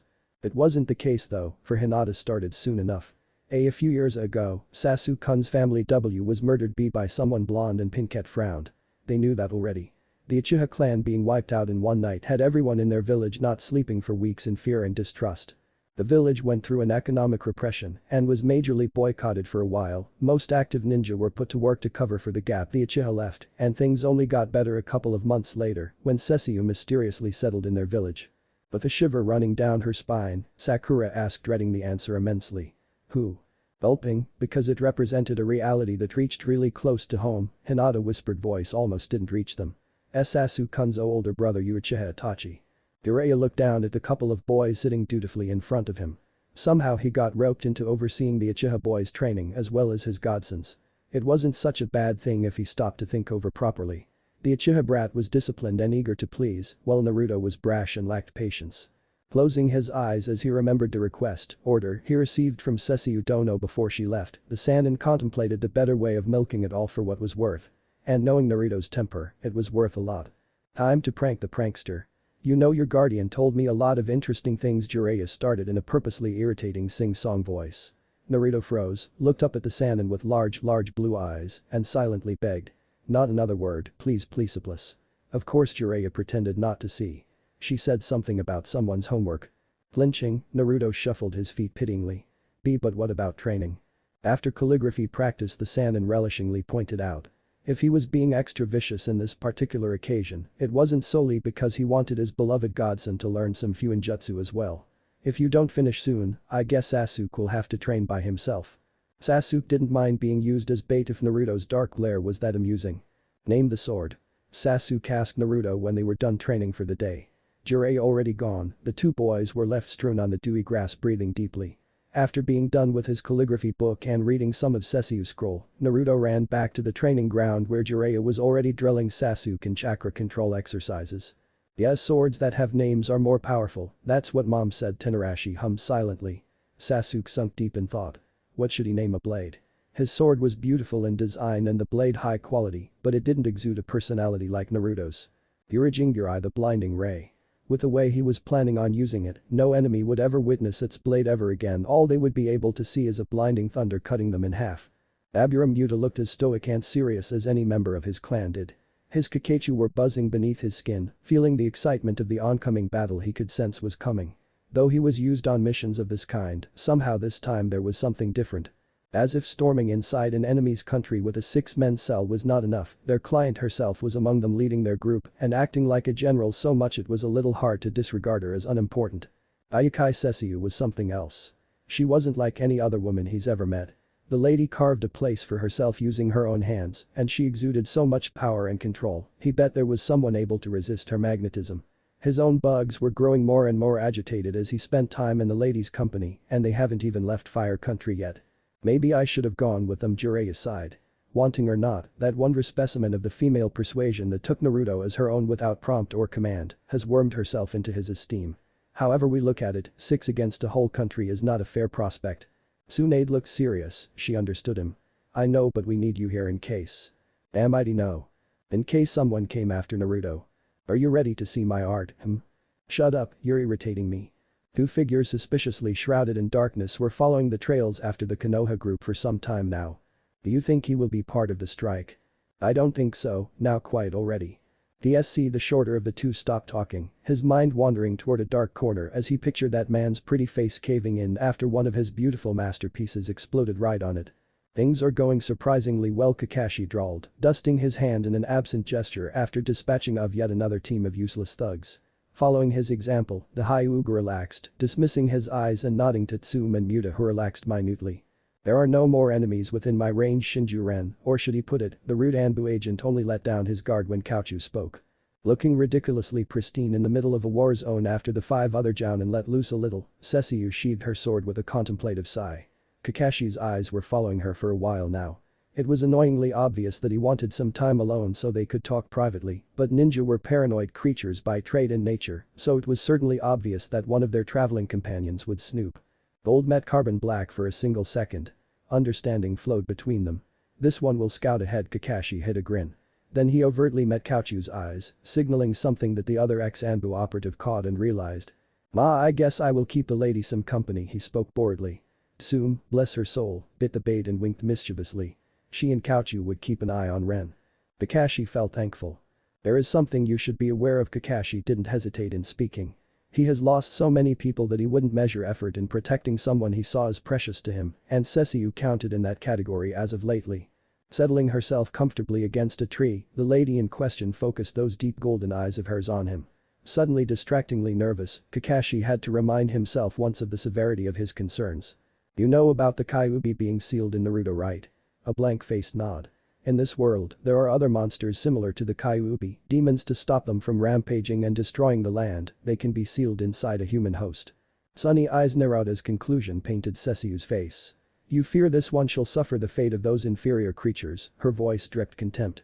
This Cesu is not without caution. This one is a Daiyakai, a superior being who will not fall prey to the human's pathetic magic. Then her face had to soften in a way that made a certain blood-pumping organ located in his chest give a painful throb.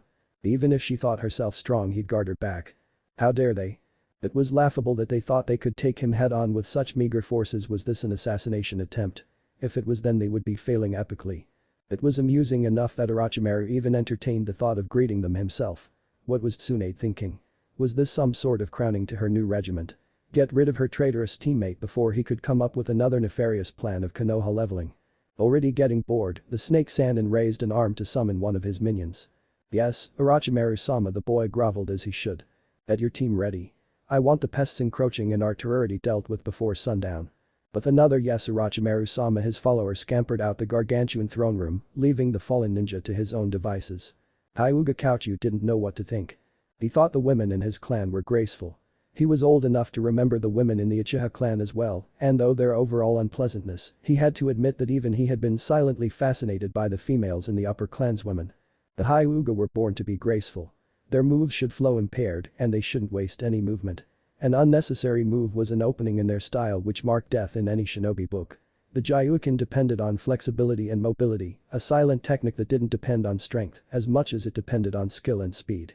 If he thought himself impressed by his clan's women grace and beauty and have been silently fascinated by the Uchiha women, then this silver-haired mystery was a big jumble of everything feminine bottled inside a female who had being perfect down to an enviable art.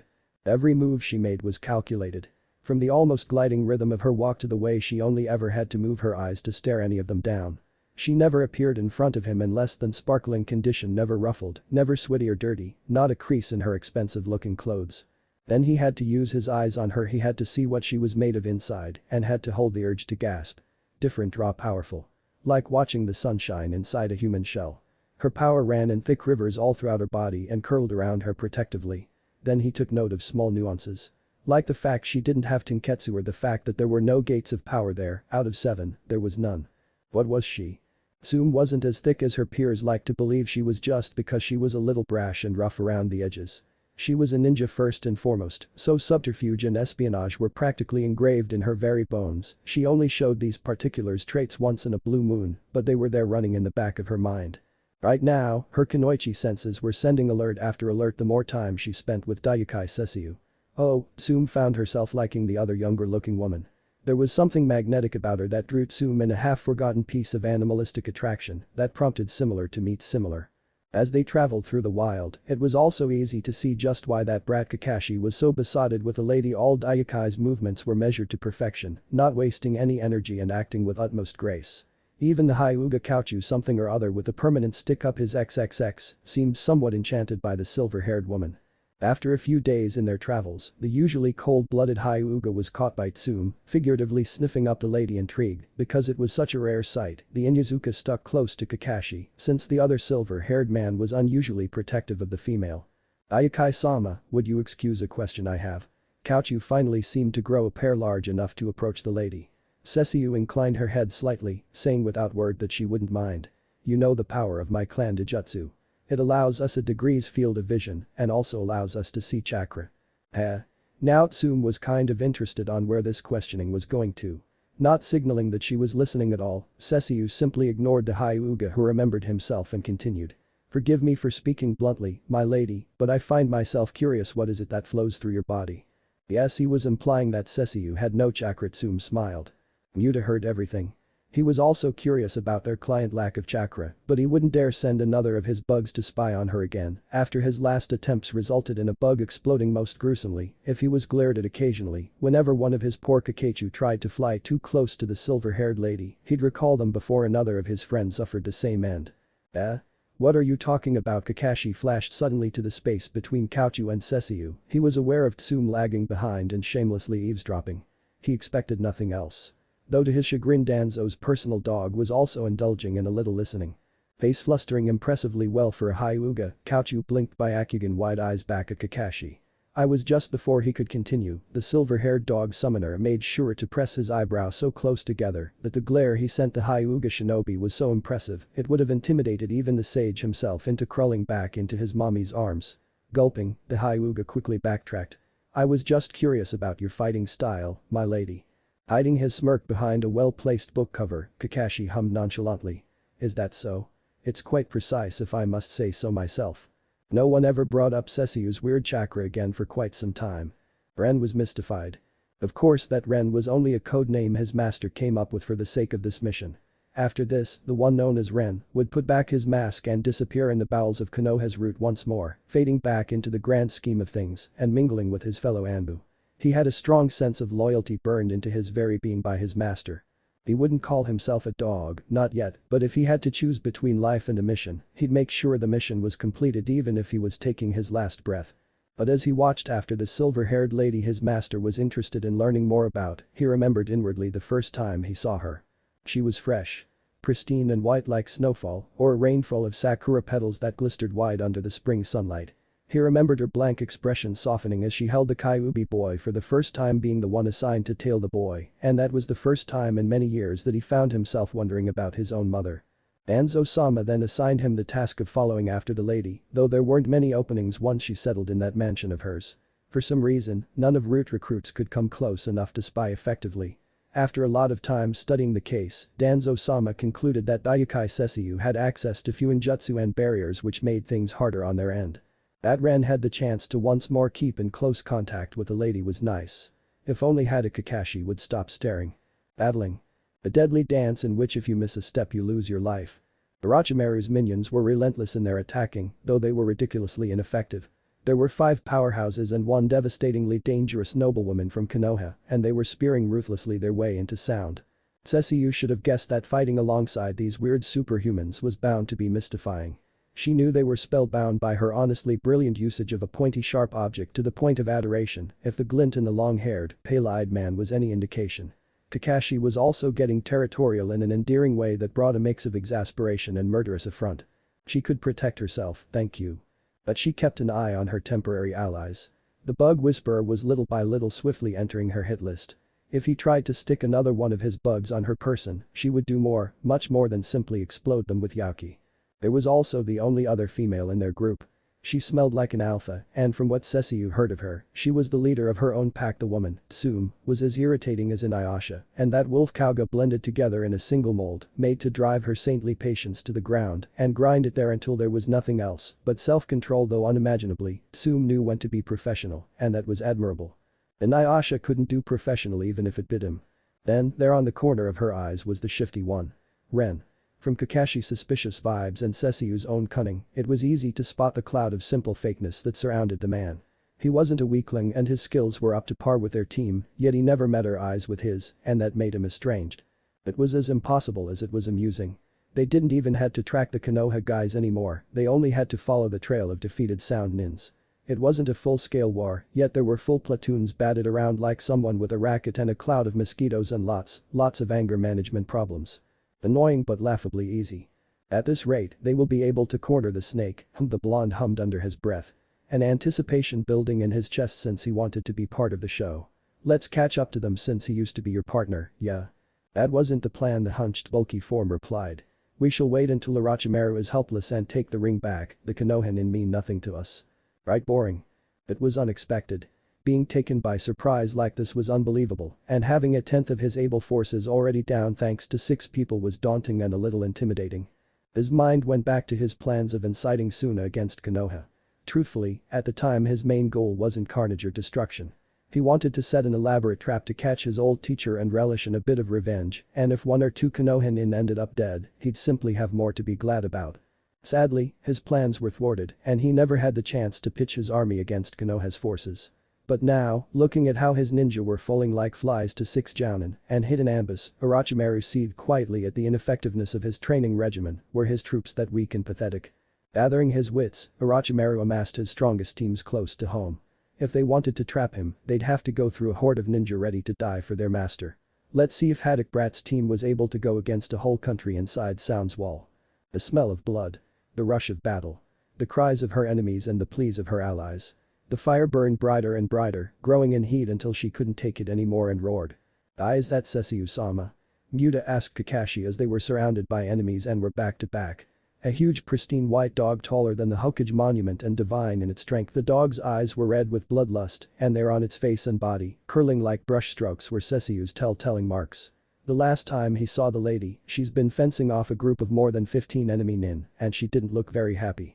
Kakashi used the chance caused by the uproar of the appearance of a Biju-sized monster to dispatch his current enemy, then he turned to fully appreciate the sight of one Daiukai Cesu in all her animalistic glory as she tore through sound forces, ignoring completely the onslaught of jutsu and deadly projectiles. Is she a Jinchuriki? Someone screamingly asked. It was the beginning of the end. They said there was a giant beast attacking Sound. What? There was only one tail, the Shukaku is a raccoon, not a dog. It disappeared in a flash of light though, as soon as the Konoha 6 breached the walls. So Konoha has one unknown tailed beast. Isn't the Kyuubi enough? Should we fear an attack as well? Sound's forces didn't stand a chance, it was like the beast was immune to chakra attacks, and there was no one who could have sealed it. The Hokage is an old enemy of Konoha though. I want the Biju. It was the first time he ever saw her in less than perfect condition. While her clothes were pristine, there was a layer of blood covering her form from head to toe, testimony to the terrifying rampage she wreaked on Sound's unprepared forces. Many were comparing her attack to the Kyuubi's 12 years ago, and the fear of a Biju attack skyrocketed as Sound's morale lowered to a pitiful level. "You're a demon," Couchu half-heartedly accused, already suspecting from the beginning. "You're not like Uzumaki-san, you don't have a demon sealed in you, you are a demon," he repeated. Cesu blinked, her eyes were still red and feral, then they weren't. She didn't answer, but Zoom had a new glint in her eyes when she turned to look at the pale-haired lady. That being out the bag didn't cause as much trouble as Cesu thought it would. Sure, she was half expecting the humans to snivel, cry or act rashly in crazed anger toward a demon. However, these 5 warriors took her by surprise and simply proved how right she was in half-heartedly trusting them. The dog demon Zoom was grinned like no tomorrow. There was a sense of limitless energy around the feral-looking woman. Her nin dogs were animatedly wagging their tails and acting painfully submissive in the presence of 2 alphas, one of them more powerful than theirs. They would defer to their Tsume anyway, as the deep loyalty they felt for her was louder than the fear Cesu evoked. Let's keep that between us for now, yes." Kakashi interrupted before Muta could add his piece. The bug whisperer might have glared bang those shades of his, alas, none of them could see his eyes, so there was no way to be sure. "Thanks to her we now have an opening into Sound Village," he pointed out. Ren's eyes were still glued to Cesu's head. With a sharp burst of Yauki that had been spilling from her claws, the silver-haired lady managed to subdue him by terrifying him enough that he'd avert his eyes every time they wandered to her person. "This one thinks it should be best to rest for a moment before storming into the enemy's fortress, humans were awfully fragile that way." Her companions were terribly low on that weird energy of theirs. She also wished the people would use the hour's reprieve to evacuate their civilians. Of course, with humans' obstinacy you never knew. "What did you say?" Orochimaru was beyond feeling rage. That happened when he got wind of Konoha's apparently pitiful attempt at attacking him. Now, he simply wanted to cause the max amount of pain to whoever was responsible for this idiocy. The man before him trembled before the rage of his leader. They have a biju w with them the western G gates we were destroyed, reports hastily drawn were stumblingly passed over to the Odo cage for his perusal. The white single-tailed dog. Yellow eyes glinted in the semi-darkness. His hands were itching. Maybe it was time to pay his visitors some homely attention. "Whoa." The blonde exclaimed, the wind caught his flying contraption and he had to steer it at an angle to keep it airborne. His hunched companion grunted in surprise but kept faithfully glued to their mode of transportation, a horse-sized white clay bird. "Did you see that?" The wind that rattled them came from a burst of energy escaping the light that encased the beast, making it disappear. "A demon, yeah. It appears to be so. Maybe those Konoha nin weren't so foolish as I thought first," was the drawled reply. "However, that is not a biju. They should know, they were collecting them after all." An hour went by horribly quick when someone wanted to rest. Cesu in all her benevolence had erected a surprisingly effective barrier that kept their group of 6 hidden in plain view. It was astoundingly amusing to watch their enemies bumble about the huge hole in the wall in search of them and simply pass by without a second thought. She had to use her swords as anchors though, there was no time to write the runes and power them. "This is impressive," Kakashi commented, eyeing the glowing bubble sustained by Cesu's blades. The 2 swords were glowing aggressively and he could almost hear them growling. He didn't think her knowledge of Fuinjutsu extended this far. He was aware she has been teaching some calligraphy and Fuinjutsu to Naruto, though he was smart enough not to speak out loud his low expectations. Her ego was something to be terrified of, after all. The others were also curious about the lady's abilities if their covetous looks were anything to go by. The hour went by horribly quick when filled with the questioning of lesser beings who wanted to know about her impressive skill set. Kakashi felt oddly accomplished. Hokage didn't scream. He simply slid effortlessly out of his scabbard and bit right into an enemy. He drank the bloody drew and only grew more vicious. Smiling at her sword's eagerness, Cesu executed another perfect maneuver that had the one surrounding her suddenly missing a couple of limbs. Her companions were equally engaged and they had little breathing room since well they were trying to conquer a ninja village with only 6 people. The Konoha nin might think she was out of her mind. Their trust in her mad plan grew a bit after they found out she was a 50-foot-tall dog demon who could shrug off most jutsu and crush their foes with a toe. What they didn't know was that her powers went beyond her beastly form. With a rush of colorful light that blended together into a white crescent-shaped blast, Cesu's remaining adversaries were reduced to dust. Mercilessly. There was no warning as she unleashed Tokugen's might. Soon, she had decimated all who dared to stand in her way with the corrosive power of her sword and the fury powering her attacks.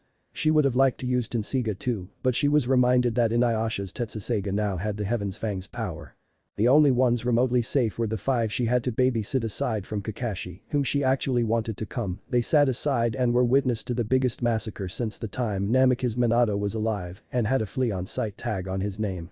In less than 15 minutes, Sound Village was left defenseless. Orochimaru could only watch with growing dread as the silver-haired woman who signified the bane of his existence drew that sword of hers and started cutting down his forces. Greed filled his being at the sight of that sword, a weapon with the power to destroy hundreds of enemies in one swing of its blade. Kusanagi had nothing on it.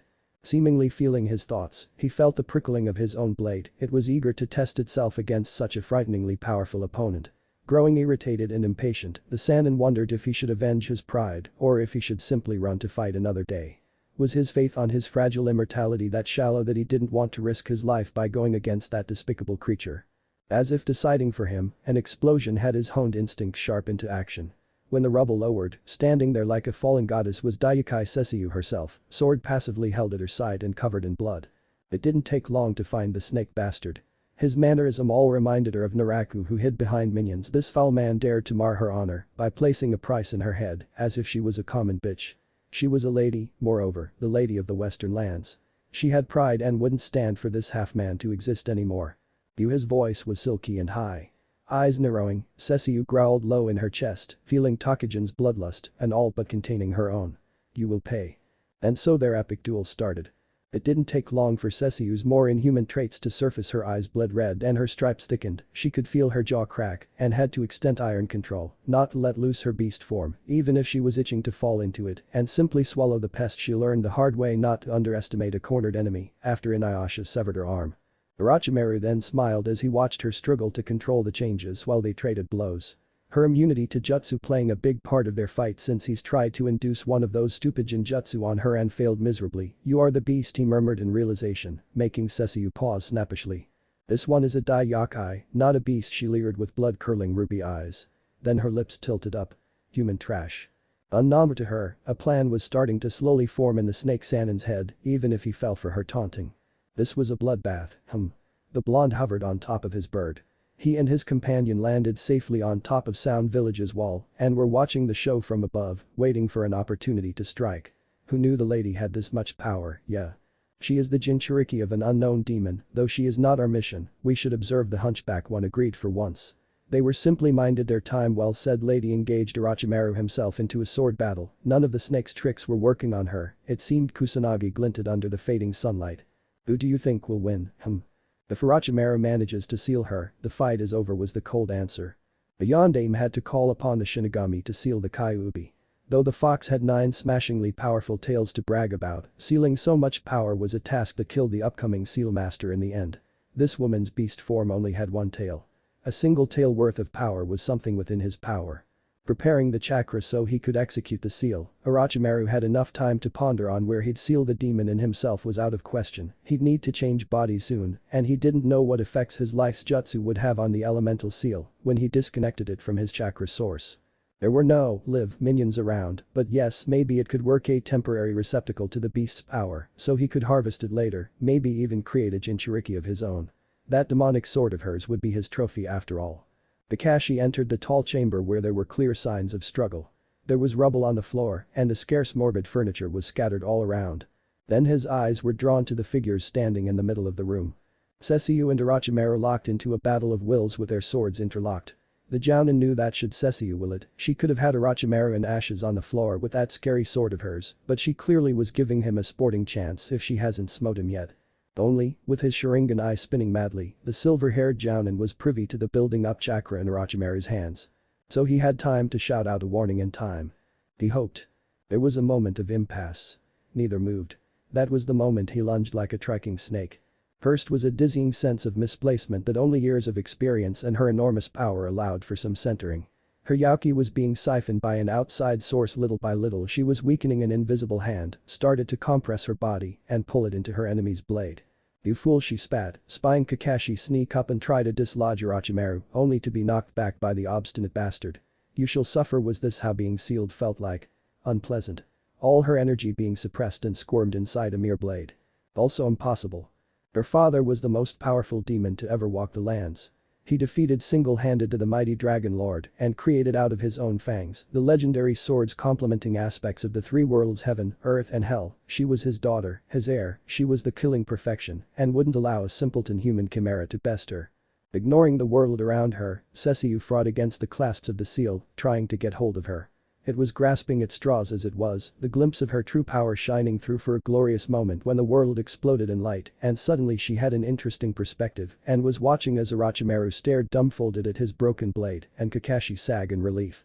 As a huge dog, Cesu's mentality deteriorated to that of a beast quickly, so she had no consciousness of when her inner demon decided it would be a good idea to eat such a disgusting human. The moment of silence in which Kakashi's eyes were comically large and the gigantic dog was contentedly licking its lips as pieces of expensive purple clothing fell from the corner of its muzzle. "You ate him? Really?" Kakashi asked, still a little out of it at having witnessed Konoha's #1 missing nin being devoured by the innocent, looking now in clean, sparkling condition, once more silver-haired lady. Growing a bit uncomfortable with the staring because she didn't really plan on eating the snake hybrid things just developed that way, Cesu shrugged nonchalantly to Tsume's and Kakashi's amusement. This one is content with the outcome of the expedition, of course she was. The mar to her honor was gone and she gained a monstrous reputation that was immediately worse than the Yonde homage the team she led, broke through a village's defense and leveled its force to the ground without a single causality in their side. Suffice to say, in a single day, all who heard of Sound's unfortunate end has updated their bingo books. Konoha's strength was proved once more as it stood victorious, if only they could prove Orochimaru was gone. Sneakily holding said prove was the couple of weird cloak-wearing nins from before. "So this is Orochimaru's ring, The blonde asked redundantly since they both knew this had to be the ring. It was snugly positioned around the finger of a severed hand that the blonde wasted no time exploding to smithereens so they could pick up the trinket. Easiest and weirdest mission ever, yeah. Shut up and move, we have a lot to report. If for some miraculous reason Pain wasn't already aware of Orochimaru's sad fate and Sound's unlucky fall, then they would have a heck of a time trying to explain just why those things happened. It seems a new mysterious player has entered the board and she literally swallowed her problems. When Danzo heard the news he felt torn between the mad power hunger that urged him to find a way to contain Daiukai Cesu so he could harness her power himself, or utterly elated that Konoha was on the way to being feared as the ultimate hidden village once again. Because who would dare move against them when they saw Konoha had no qualms about striking and decimating another village for inane reasons. Sure, the official reason was the supposed attempt at a coup that Sand fully supported. The unofficial reason was the vendetta of a woman against Orochimaru, simply because the snake Sannin got perky and put a sizable bounty on her head that wasn't leaving his office, never. Let them think Konoha was a vindictive powerhouse capable of employing a force enough to level whole villages to the ground. Let the woman be for now. Daiukai Cesu is to be kept under watch, spread the news she is Konoha's secret weapon. The Warhawk ordered one of his children with a twisted smile on his lips. If things continue to develop so nicely, his plans of reforming Konoha into the proud militaristic village it once was would become possible sooner than he expected. Madara be damned. All that freak did was put wrenches on things now. Cesu was looking more and more like the light in the end of a very dark tunnel. "You're back." Naruto rushed as if the fires of the seventh hell was licking at his heels and tackled his guardian mercilessly, snaking a couple of arms around her torso and holding for dear life, with a squeeze or two just to make a point. "I missed you," was the cry muffled by her bosom. Patting her ward on the head with the patience that would have made a saint weep in envy, Cesu allowed herself to indulge in the comfort brought by the warm little body. It always moved her heart how innocent children could be. "This Cesu has completed what she has set out to do," was all she said. After a while of shameless cuddling, Cesu pried a suspiciously red-eyed boy from herself and held him at arm's length. Looking at her with his wet blue eyes, Naruto pouted. "Let me sleep with you tonight. Only tonight, I swear." Maybe having her pup clothes would help reassure him, or maybe she wasn't being manipulated by the cuteness at all. She was a mighty powerful demon lady, she wouldn't be moved by a pair of bright mischievous blue eyes now, would she? The blonde ray of sunshine slept like a stone, strewn all over her mattress and hogging the pillow. She didn't sleep a blink, not that she needed anyway, but her mind wandered to a previous time when she equally indulged in another's clingy ways. For the first time in a while, Cesu missed Rin. Ino, Sakura and Hinata were pensively watching Sasuke for the last couple of days. "Should we talk to him about this?" Sakura asked her fellow Kunoichi with trepidation in her voice. "Of course not. He'd hate us." Ino snapped. "But we should be ready anyway. I won't let Sasuke-kun deal with that alone." Hinata, who was never one of Sasuke's fangirls to begin with, just nodded uncertainly. "I think Ino-chan is right." The pink-haired girl accepted that and nodded. I knew that I was just asking, Sakura argued but was more subdued. I will train hard with Tsunade-sama and Cesu-sama to be the strongest kunoichi ever and become Sasu-kun's partner. What? No way. I will be Sasu-kun's partner. Ino parried. The third member of their group hung her head. Lick. Blink. Kakashi blinked back with impassivity written all over his face. Yes, I licked you, he answered the deadpan question all over his companion's angrily furrowed eyebrows. Cesu's clawed hand traveled to the wet spot on the cheeks, eyes narrowing. Want to spar? The answer was the 4 swipes that mysteriously tore his jacket to shreds. The silver-haired Jounin fondly watched as his partner lunged for him with a feeling of accomplishment bubbling in his chest. Their cheeks were vaguely dusted by a pink tinge behind the magenta stripes. He swore to doggy kiss her again whenever she lowered her guard. TBC.